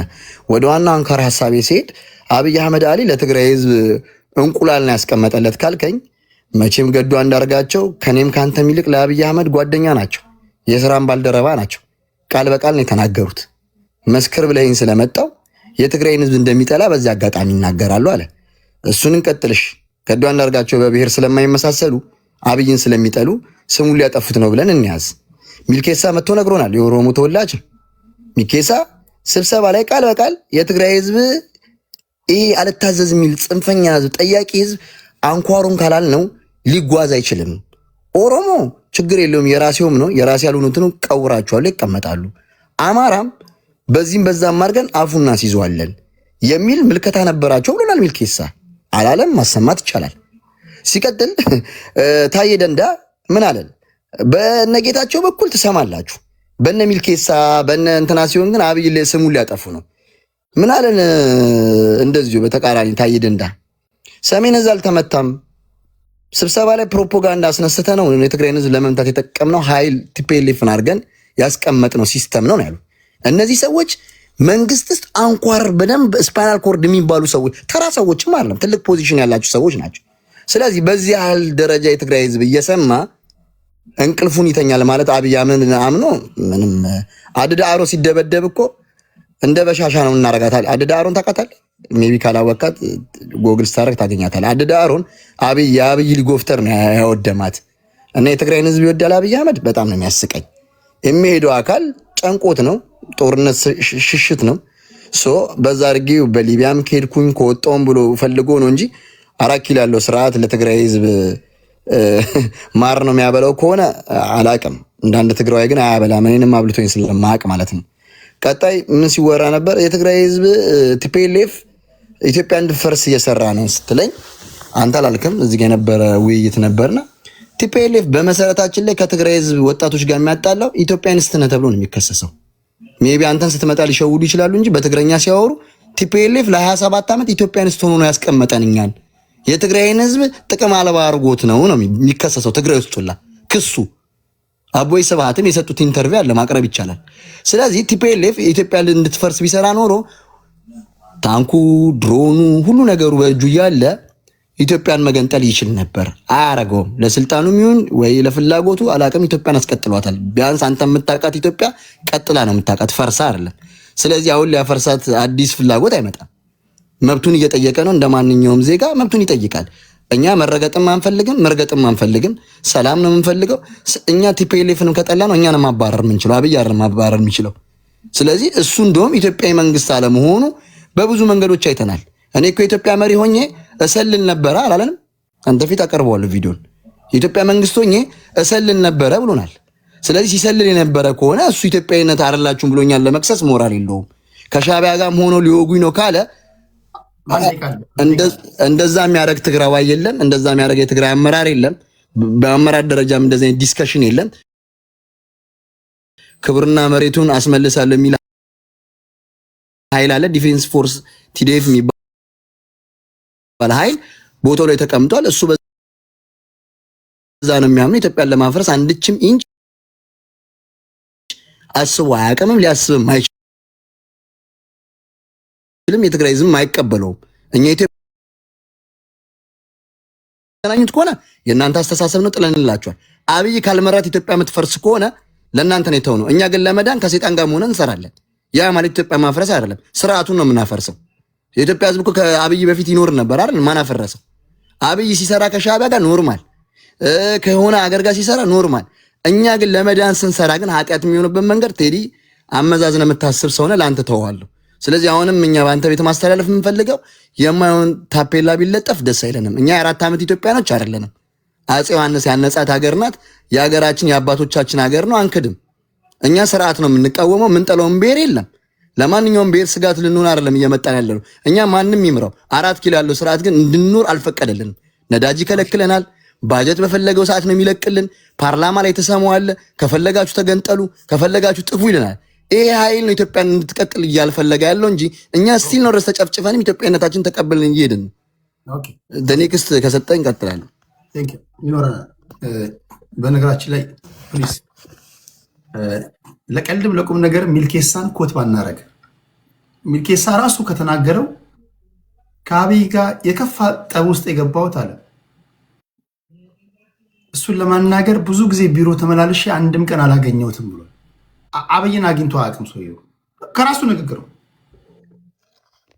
ስለዚህ ለቀልድም ለቁም ነገርም እንደ ሚልኬሳ እንዳለው ባንል፣ ሚልኬሳ አብይን ለመጨረሻ ጊዜ የጨበጠው አብይ የቤቶች ልማት በነበረ ሰዓት ነው። ይቅርታ ኢንተራፕት አደረኩ። ገዱስ እሱ ሊታመን አይችልም።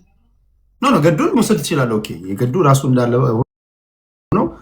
በተለያየ መንገድ ቢናገር ታዬ ደንዳም አባል ነበር። ታዬ ደንዳም እኮ እሱ ቀኝ አባል ነው። አብሮ ነው። የሚልኬሳ ነው ያልኩህ። እሱ ፖለቲካ እንደፈለግ ትሰራለህ። ግን ሚልኬሳን ለቀልድም ለቁም ነገርም እንደው ባታነሱት። አብይ አህመድን ባለማግኘቱ ተናዶ ነው ተቃዋሚ የሆነው። ራሱ ላይ የተናገረው ሚልኬሳ ነው አይደለም ያልኩት፣ ሚልኬሳ ነው የሚለውና ያላገኘውን ሰውዬ እንደሚያውቀው እንደ ውስጥ አዋቂ ስናደርግ እንትን እንዳይል ብዬ ነው። እሺ ከልብ አመሰግናለሁ። የሸገር ጁንታ ታፕታፕ እያደረጋችሁ ወደ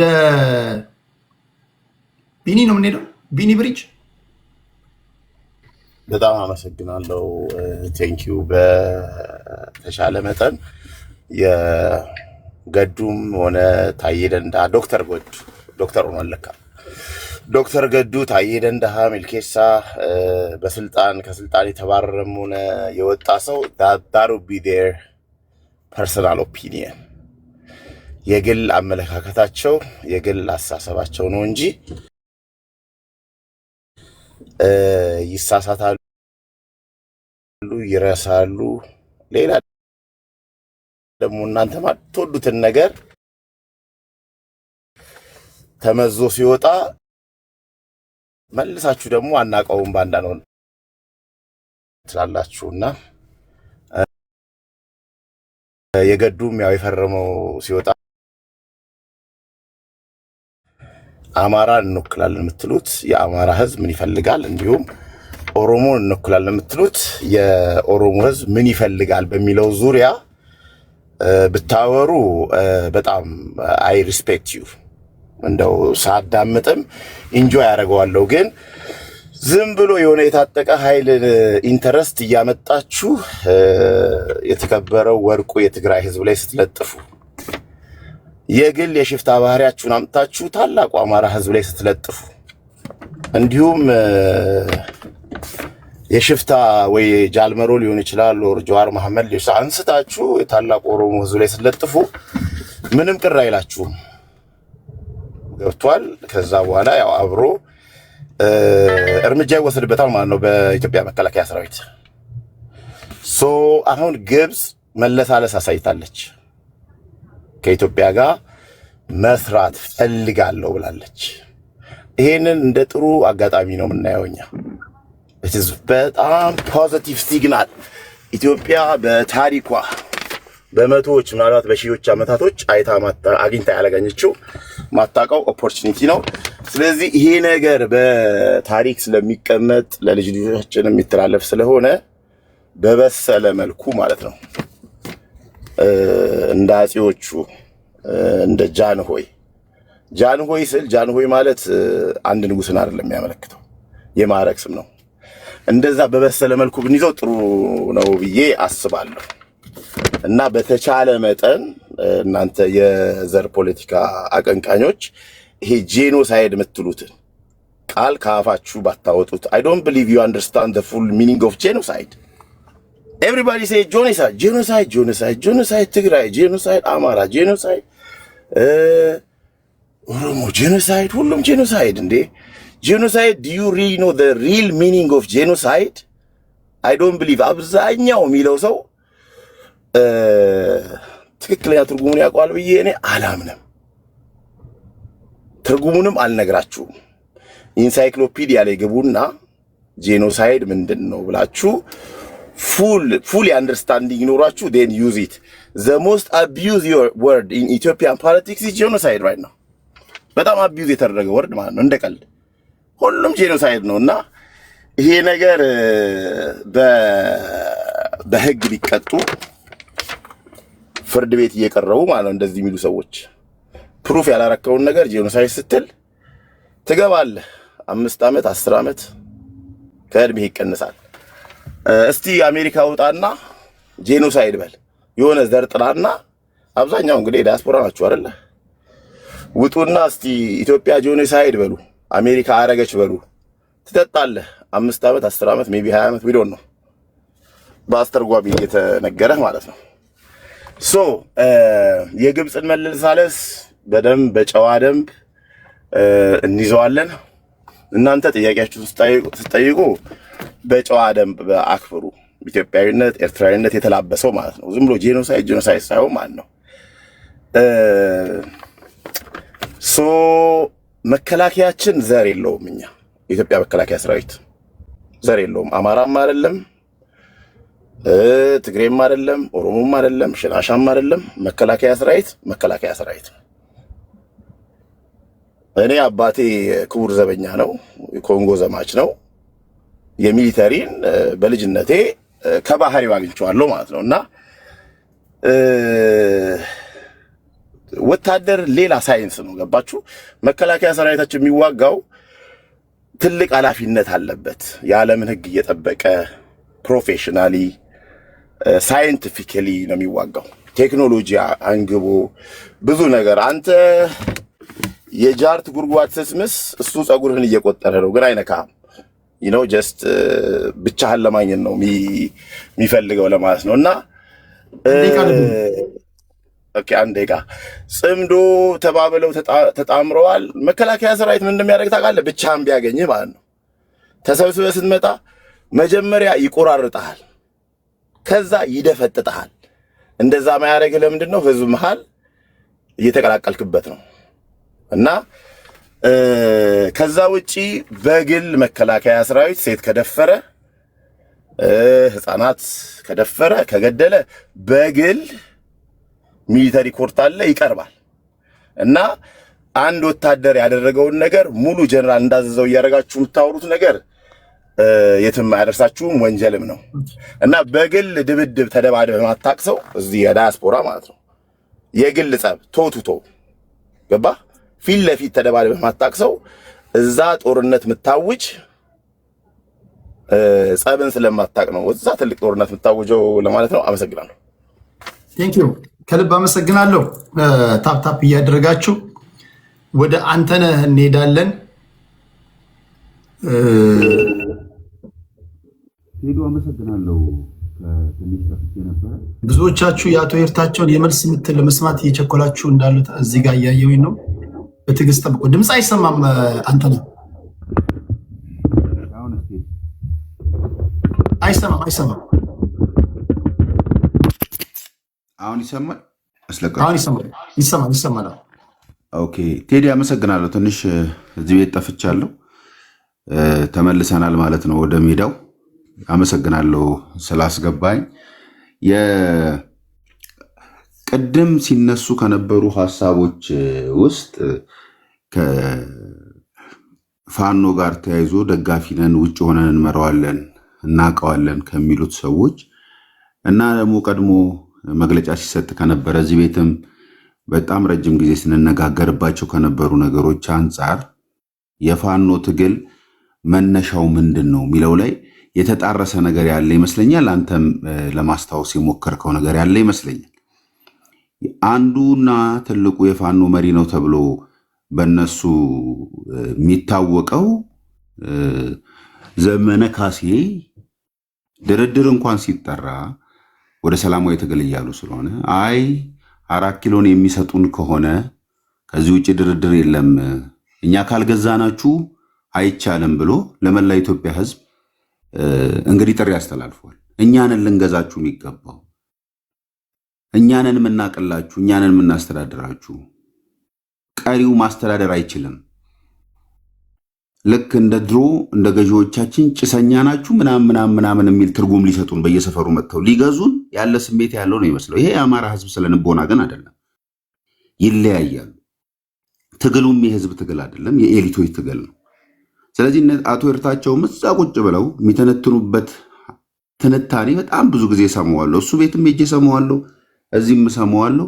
ፍጹም ከፋኖ ጋር አራባና ቆቦ ነው፣ ፍየል ወዲህ ቅዝምዝም ወዲያ ነው። ስለዚህ ፋኖ የመጀመሪያው መሪ የለውም፣ አይግባባም። የሆነ ሰዓት ይስማማሉ፣ የሆነ ጊዜ ይጣላሉ። ሁለተኛ ደግሞ የጋራ የመታገያ አጀንዳም የላቸውም። ምንድን ነው ጥያቄያችሁ? ፍንትው ብሎ ተቆጥሮ የሚቀርብ ጥያቄ የለም።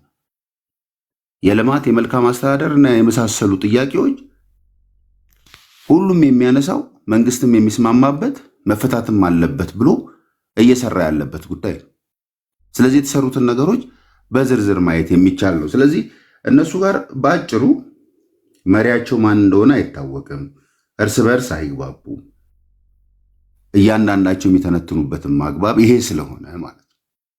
ከጽምዶም ጋር ተያይዞ አንድ አማራዎች የሚያወሩትን ታውቃለህ። ከወልቃይትና ራያ ጋር ተያይዞ በጣም ሲሪየስ ስለሆነ አንዱ የአማራ ህዝብ ጥያቄ ነው ብለው ስለሚያምኑ ከቲፒኤልኤፍ ጋር ልንግባባ አንችልም ይላል። እነ ዘመነ ደግሞ ከማንም ጋር እንሰራለን ይላሉ። ዛሬ ሱዳንም ናቸው ተብሎ ይኸው መረጃዎች እየወጡ ነው ያሉት። እየተወያዩ ነው። ከዚህ በፊትም መቀሌ ነው ተብሎ ትጥቅም ሲመጣላቸው ጭምር ተይዞ በሚዲያ አይተናል። ስለዚህ ተግባቦት ስለሌለ የተበተነ ቡድን ስለሆነ ህዝብ የሚወክል ቡድን አይደለም፣ የህዝብ ስለንቦና የለውም የሚለውም በዋናነት ግን ማተኮር የምፈልገው አሁን መጨረሻ ላይ አይናቸውን በጨው አጥበው የመጡ የቲፒኤልኤፍ ደጋፊዎች አሉ። ቲፒኤልኤፍ ማለት ነቀርሳ እዚህ አገር ላይ ይህን ሁሉ መዓትና መከራ ያወረደብን ቲፒኤልኤፍ ነው። ከሀ እስከ ፐ 1983 ዓመተ ምህረት ወረራ እንደተካሄደብን ማሰብ ነው ያለብን። ከምንም ነፃ አልወጣንም። ቲፒኤልኤፍ የሚባል ወንበዴ ቡድን ወረራ አካሄደ። መለስ እስኪሞት ድረስ በአፈና ነው የቆየው። ታስታውሳላችሁ? የለውጥ ሲመጣ እንዴት ነው የምንረሳው የሚመስላችሁ? እንዴት ነው? በነገራችን ላይ ነቀርሳና ወንበዴ ፖለቲካዊ ንግግር ስለሆኑ ነው። ፓርላማን ብትገቡ መናገር ስለምትችሉ ነው ዝም ያልኩት። ስድብ አይደለም። ቀጥል። እናንተም ብልጽግና ነቀርሳ ነው የማለት መብታችሁ የተጠበቀ ነው። ቀጥል። እነሱ ያላሉን ነገር የለም። በስራ አሸንፈን ነው የህዝቡን ስነ ልቦና የያዝ ነው። ሰርተን አሳየን። ከተማውን ገጠሩን ሰርተን ስላሳየን ነው። ግን ህዝብ እንዴት ይረሳል ተብሎ ይታሰባል? ቴዲ ትላንት እኮ በቴሌቪዥን በየእስር ቤቱ የተደፈሩ ወንድሞቻችን፣ ተንጠልጥለው ሽባ የሆኑ ወንድሞቻችን በቲቪ የቀረቡ ቀኝ እግሩን በጥይት ተመቶ ግራ እግሩን የተቆረጠ የኦሮሞ ወጣት እኮ ኢትዮጵያዊ ነው። ይሄን የሰራው ቲፒኤልኤፍ ነው። አትሊስት ለሞራል እንኳን ወይ ሌላ ፓርቲ አቋቁማችሁ ብትመጡ ጥሩ፣ እኛ እንኳን እንድሰማችሁ። ምንም ዓለም ላይ ያልተፈጸመ ክፋት የፈጸመን ቲፒኤልኤፍ ደግፋችሁ ዛሬ አይናችሁን በጨው አጥባችሁ እኛንን የምናቅላችሁ እንዴት ትሉናላችሁ? ሌላውን ብሔረሰብ እስክሪብቶ ሰረክ ብሎ የሚያስር የነበረ ቲፒኤልኤፍ እነሱ መርከብ የሰረቁ ሰዎች ናቸው፣ ፕሌን የሰረቁ ሰዎች ናቸው። ደግሞስ ቅድም አንድ ነገር ሜንሽን አድርጓል። ድሮኑን ይዞ ታንኩን ይዞ ባንኩን ይዞ እምነግርህ እና በፍርድ ቤት ከሰረቁ ታዲያ በፍርድ ቤት ነፃ ናቸው ተብሎ ለምን ተፈቱታል? ቴዲ አሁን ፖለቲካሊ በወቅቱ የነበረውን ታውቀዋለህ። የትግራይ ህዝብ አብዛኛው አማርኛ አይሰማም፣ ትግርኛ ነው የሚሰማው።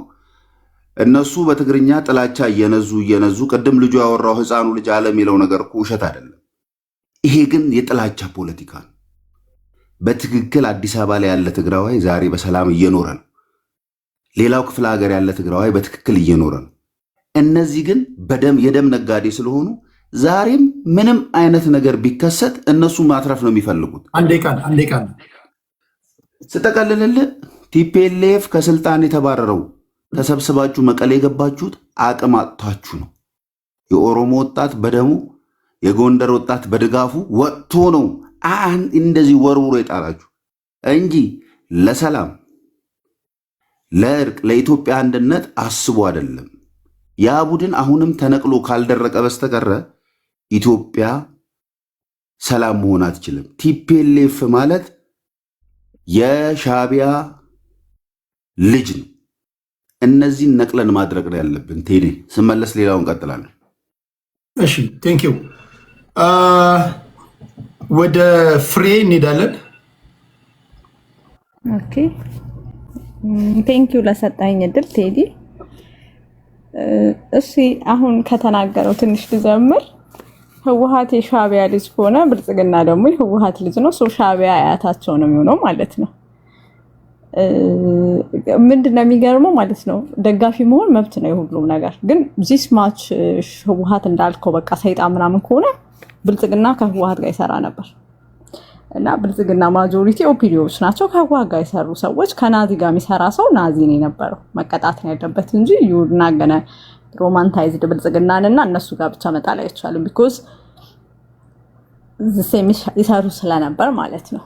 አሁን ወደ እንትን እንሂድ፣ ወደ ጽምዶ ማለት ነው። ጽምዶ ጋር እንሂድና ጽምዶ ማለት ለትግራይ ህዝብ አያዋጣውም። ጽምዶ ኤኒዌይ ለአማራ ህዝብም ለትግራይ ህዝብም አያዋጣውም። ለድርጅቶች ሊያዋጣቸው ይችላል። ምንድነው ቅድም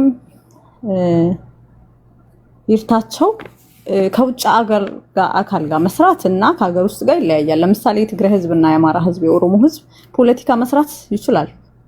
ግን ችግሩ አሁን ያለው የኛ ፖለቲካ ናሬሽን በጣም በምንም አንስማማም። እሱ ልዩነቱ መቀረፍ አለበት። ልዩነቱ ተቀርፎ ናሬሽን የነበረ ናሬት የተደረገው የፖለቲካ እሱ ተቀርፎና በፖሊሲ ወደፊት ፊውቸራችን ምንድነው ለኢትዮጵያ ብለው መስራት ይችላሉ። ግን አሁን ችግሩ ዜርዝ ነው ምንም የሚያገናኘን ነገር ማለት ፖሊሲያቸውን አናቀም፣ ሐሳባቸው ኢትዮጵያን ፊውቸር ምን ሊያደርጓት ነው አናቀም። ይሄ ሌላ ጣጣ ነው የሚያመጣብን ክራይሲስ ማለት ነው። ሲቪል ዋር ሁላ ሊያመጣ ይችላል ከሌላ ጽምዶ ቨርስስ ከኦሮሞ ምን ካለው ጋር ህዝብ ጋር ማለት ነው። ይሄ ጽምዶ የሚያዋጣ አይመስለኝም። አይ ዶንት ሲ ኢት እንትን ከኤርትራ ጋር ጽምዶ ወይም ከኢጅፕት ከኤኒ ከውጭ ኃይል ጋር መስራት እኔ አልቀበለውም። ቢኮዝ ለኢትዮጵያ ኢንተረስት ላይ ነው የምትሰራው ብዬ ስለማስብ አይሆንም። ለድርጅቶች ሊጠቅማቸው ይችላል፣ ለእኛ እንደ ህዝብ ግን አይጠቅመንም። አሁን የኢትዮጵያ መንግስትና የትግራይ ጭቅጭቁ ምንድን ነው ካልከኝ ተዋግቶ ፕሪቶሪያ ስምምነት ተፈጽሞ ነበር። በሁለቱም በኩል ችግር ተፈጥሮ አልተስተካከለም። ሳይስተካከል ስለቀረ ነው አሁን እንደገና ወደ ሌላ ጦርነት ልንገባ እየታየን ያለው። ትግራይ ያዋጣታሉ ብትለኝ ያዋጣት። የትግራይ ህዝብ ጦርነት በዚህን ሰዓት ምንም አይፈልግም። በተለያየ እንትንም እየገለጹ ነው ያሉት። የኢትዮጵያ ገቨርንመንት ጋር በፕሪቶሪያው መሰረት እንዲሰራ ብቻ ነው የትግራይ ህዝብ ፍላጎቱ። አንዳንድ ነገር ቅድም ከቢኒያም ደግሞ ከሚናገረው ማለት ነው የስ የኢትዮጵያ ህዝብ ቱዋርድስ ትግራይ ያለው ከዚህ በፊትና አሁን አንዳንድ ነገር ተለውጦ ሊሆን ይችላል። ግን ሞር የትግራይ ህዝብን ቼክ መደረግ አለበት። ብዙ የጦርነቱ ይሄ የባለፈው ጦርነት በጣም ዲፕ ነው ሄደው ቢኮዝ ኦፍ ህወሓት ሞስት ኦፍ ዩ ህወሓትን በማየት የትግራይን ህዝብ ጉዳት አይ ዶንት ቲንክ ከልብ የምታውቁት አይመስለኝም። ጀስት ከላይ እንጂ ፎከስ አታደርጉም። ህዝቡ የተጎዳ ህዝብ ነው፣ ዜጋ ነው፣ ኢትዮጵያ ዜጋ ነው። ኢትዮጵያ ህዝብ ደግሞ ሌት አስ ዳውን እኮ ከኢትዮጵያ ገቨርንመንት ጋር ከኤርትራ ገቨርንመንት ጋር ሆኖ የማይሆን ነገር ተደርጓል ህዝቡ ላይ። ከዚህ በፊት የተደረገ ነገር ድጋሚ መደረግ የለበትም የትግራይ ህዝብ ላይ። ግን በህወሓት በኩልና በብልጽግና በሚጨቃጨቁበት የትግራይ ህዝብ እንደ ዜጋ መታየት አለበት። ከአሁን ወደ ለሚመጣው ነገር ደጋፊዎች ሊኖሩት ይችላሉ። ሰም ኦፍ ዜም ደጋፊ ዘማና ኬር ስለ ህዝቡ ስለ ድርጅቱ ብቻ የሚያስቡ፣ አንዳንድ ደግሞ በአታችመንት የሚደግፉት ይኖራሉ። እነሱ ኦኬ የራሳቸው እንትን ነው። ማጆሪቲ ግን የትግራይ ህዝብ ቀደምም ብለሃል ወደ አዲስ አበባ የሚመጣው አገሩም ስለሆነበት ነው። ትግራይ አዲስ አበባ የኢትዮጵያ ህዝብ ጋር ምንም እንትን ማለት እንዴትም የነበረው ነገር ፊሊንግ ቢኖረውም እንደ እንትን ነው የሚቆጥረው ማለት ነው። ከኢትዮጵያ ጋር መስተካከል አለበት ብሎ የሚያስብ ህዝብ ነው። አሁን አጨቃጫቂው ነገር በቢትዊን የኢትዮጵያ መንግስትና የኤርትራ ያለው ነገር ነው ደግሞ ሞር አሁን እያከረረ ያለው የሁላችንንም እዛ አካባቢ ላይ ያለው ማለት ነው። እና የኤርትራ መንግስት ጽምዶ ቢያደርግ እንኳን ነው ማለት ቴዲ ለትግራይ ታስቦ አይደለም ጽምዶ የሚደረግ ያለው። የትግራይ ህዝብ ዘሞር አይሶሌት በተደረገ ከኢትዮጵያ ገቨርንመንት ዘሞር ከኢትዮጵያ ገቨርንመንት ጥል በሆነ ህዝቡ ሆስቴጅ ይደረጋል ያለው፣ ህዝቡ ይሰቃያል ያለው። ከህዝቡ አንፃር አይደለም ይሄ ጽምዶ። የትግራይ ህዝብ ይሄንን ጽምዶ በማጆሪቲ ይቃወሙታል። ታውቃለህ፣ በማጆሪቲ የሚቃወሙበት ምክንያት ደግሞ ጥቅማቸው እንደማይከበር ስለሚያውቁ የትግራይ ህዝብ ችግር ውስጥ እየገባ ነው ያለው፣ ሞር ከነበረበት ሌላ ችግር ማለት ነው። አሁን ምን መደረግ አለበት ብትለኝ ሌላ አይ ዶንት ኖ ዲል ሁለተኛ ዲል ለፕሪቶሪያው ኦልሬዲ እየተበላሸም ያለበት ሁኔታ ነው።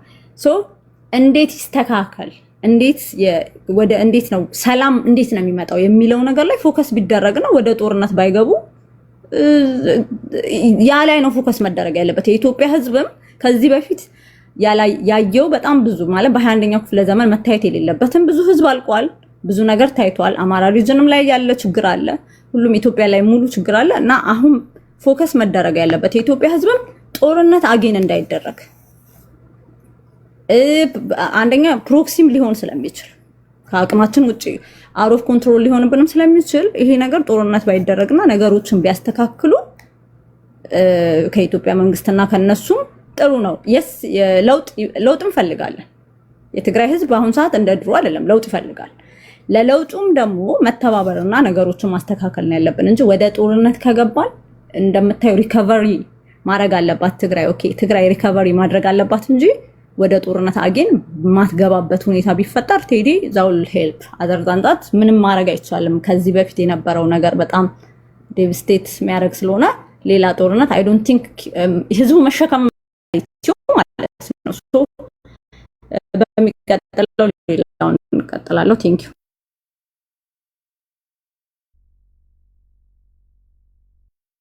ቅድም የሆነ መግለጫ ወደ አያሌው እንሄዳለን። ከዛ በፊት እኔ አሁን ከቲፒኤልኤፍ ባህሪያቶች ማቃቸው ራሴ ከልጅነት የጀምሬ ስሰማቸው ስላደግኩኝ የተለማመድኳቸው ነገሮች አሉ። መግለጫቸውን ብዙዎቻችሁ የምታውቁት ነው።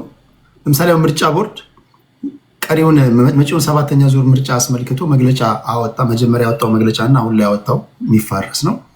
ይህን አስመልክቶ ትግራይ ውስጥ የሚንቀሳቀሱ የፖለቲካ ፓርቲዎች ፍጹም ሰላማዊ የሚመስል መግለጫ ነው ያወጡት። ስምረት ፓርቲ ሰላማዊ ነው ያወጣው። እነ ባይቶና እነ ሳልሳይ ጊዜያዊ አስተዳድሩ ሰላማዊ መግለጫ ነው ያወጣው። ቲፒኤልኤፍ ጋር ሲደርስ ጊዜያዊ አስተዳድሩ እነ ሳልሳይ እነ ስምረት ይሄ ነገር ሰላምን ያደፈርሳል፣ የፌዴራል መንግስቱ ቢቻል ጣልቃ ገብቶ ሊያስተካክለው ይችል፣ ካልሆነ እንደ ፓርቲ ምርጫው ለመሳተፍ የምንችልበት አስገዳጅ ሁኔታ ውስጥ እንገባለን። ጊዜያዊ አስተዳድሩ በሰላማዊ መንገድ ቢፈታ ይሻላል፣ ይሄ ጉዳይ አጨቃጫቂ ነው የሚሆነው ያሉት። ቲፒኤልኤፍ ጋር ሲደርስ ያወጣው መግለጫ ብታዩ ይሄ ህዝባችን ላይ ጦርነት ማወጅ ነው፣ ለማይቀረው ጦርነት ተዘጋጅ አይነት መግለጫ ነው ያወጡት። ቲፒኤልኤፍ እንደዚህ አይነት ባህሪያቶች አሏቸው። ቲፒኤልኤፍ ሲባል አመራሮቹ ነው። አመራሮቹ አሁን ያሉት ቲፒኤልኤፎች ከነሱ አጌንስት የሆነ ነገር ከተደረገ ኮምፕሊትሊ እነሱ የሚያስቡት ምንድነው? ይሄ የጦርነት አዋጅ ብሎ ነው የሚያስቡት። በዚህ ሲስተም ነው የመጣ ነው። ከዚህ ሜንታሊቲ ራሱ መላቀቅ አለብን። በሁለት ክልሎች መካከል የወሰን ይገባኛል ጥያቄ አለ፣ በአማራና በትግራይ። በአማራ በኩል ያሉት ይሄ ጉዳይ ኦኬ። ከዚህ ቀደም አሁን ለምሳሌ የአማራ ፖለቲከኞች ገዱ አንዳርጋቸውና ያንዴም ተላላኪ ነበርኩ ብሏል፣ አሁንም ተላላኪ ናቸው፣ አንቀበላቸውም ይላሉ። አሁን የሚጠይቁ አሉ። ኦኬ አጨቃጫቂ ከሆነ ልንፈታ በምንችልበት መንገድ እንስማማ፣ እንነጋገር ይላሉ። በቲፒኤልኤፍ በኩል ስትሄዱ ይሄ ጦርነት ማወጅ ነው አይነት መግለጫ ነው የሚያወጡት። አትሊስት ልንነጋገር የምንችልበትን መድረክ እንኳን እናዘጋጅ አይሉ። ሁልጊዜ ለምንድን ነው ወደ ድብድብ ወደ ጦርነት የምንሄደው? ሌላ አልተርናቲቭ ካለ እኔ እንኳን የሚሉ መግለጫዎችን ሲያወጡ አታያቸው። የፕሪቶሪያንም ስምምነት በተለያዩ አጋጣሚዎች የሚያወጡት መግለጫ ስታዩ እንደየ ደብረጽዮን ብቻ 4 አይነት ድምፅ ነው ያለው። ሰምታችሁት ከሆነ ሲፈልግ ጌታቸው ረዳን አስበላን ይላል፣ ሳንልከው ሳንወክለው ነው የሄደው ይላል። የፕሪቶሪያን ስምምነት አለመቀበል በሚፈልግበት ሰዓት ማለት ነው። መቀበል በሚፈልግበት ሰዓት የሚሰጠው መግለጫ ደግሞ ስታዩ የፕሪቶሪያው ስምምነት ተግባራዊ መሆን አለበት ይላል። መቀበል በማይፈልግበት ሰዓት ደግሞ የፕሪቶሪያ ስምምነት እኛን አይወክልም ይላል። መቀበል የሚፈልግበትን ደግሞ የሆነ ሰርከምስታንስ ውስጥ የገባ ሲመስለው ደግሞ የፕሪቶሪያ ስምምነት ተግባራዊ እንዲሆን ነው የምንዋጓ ይላል።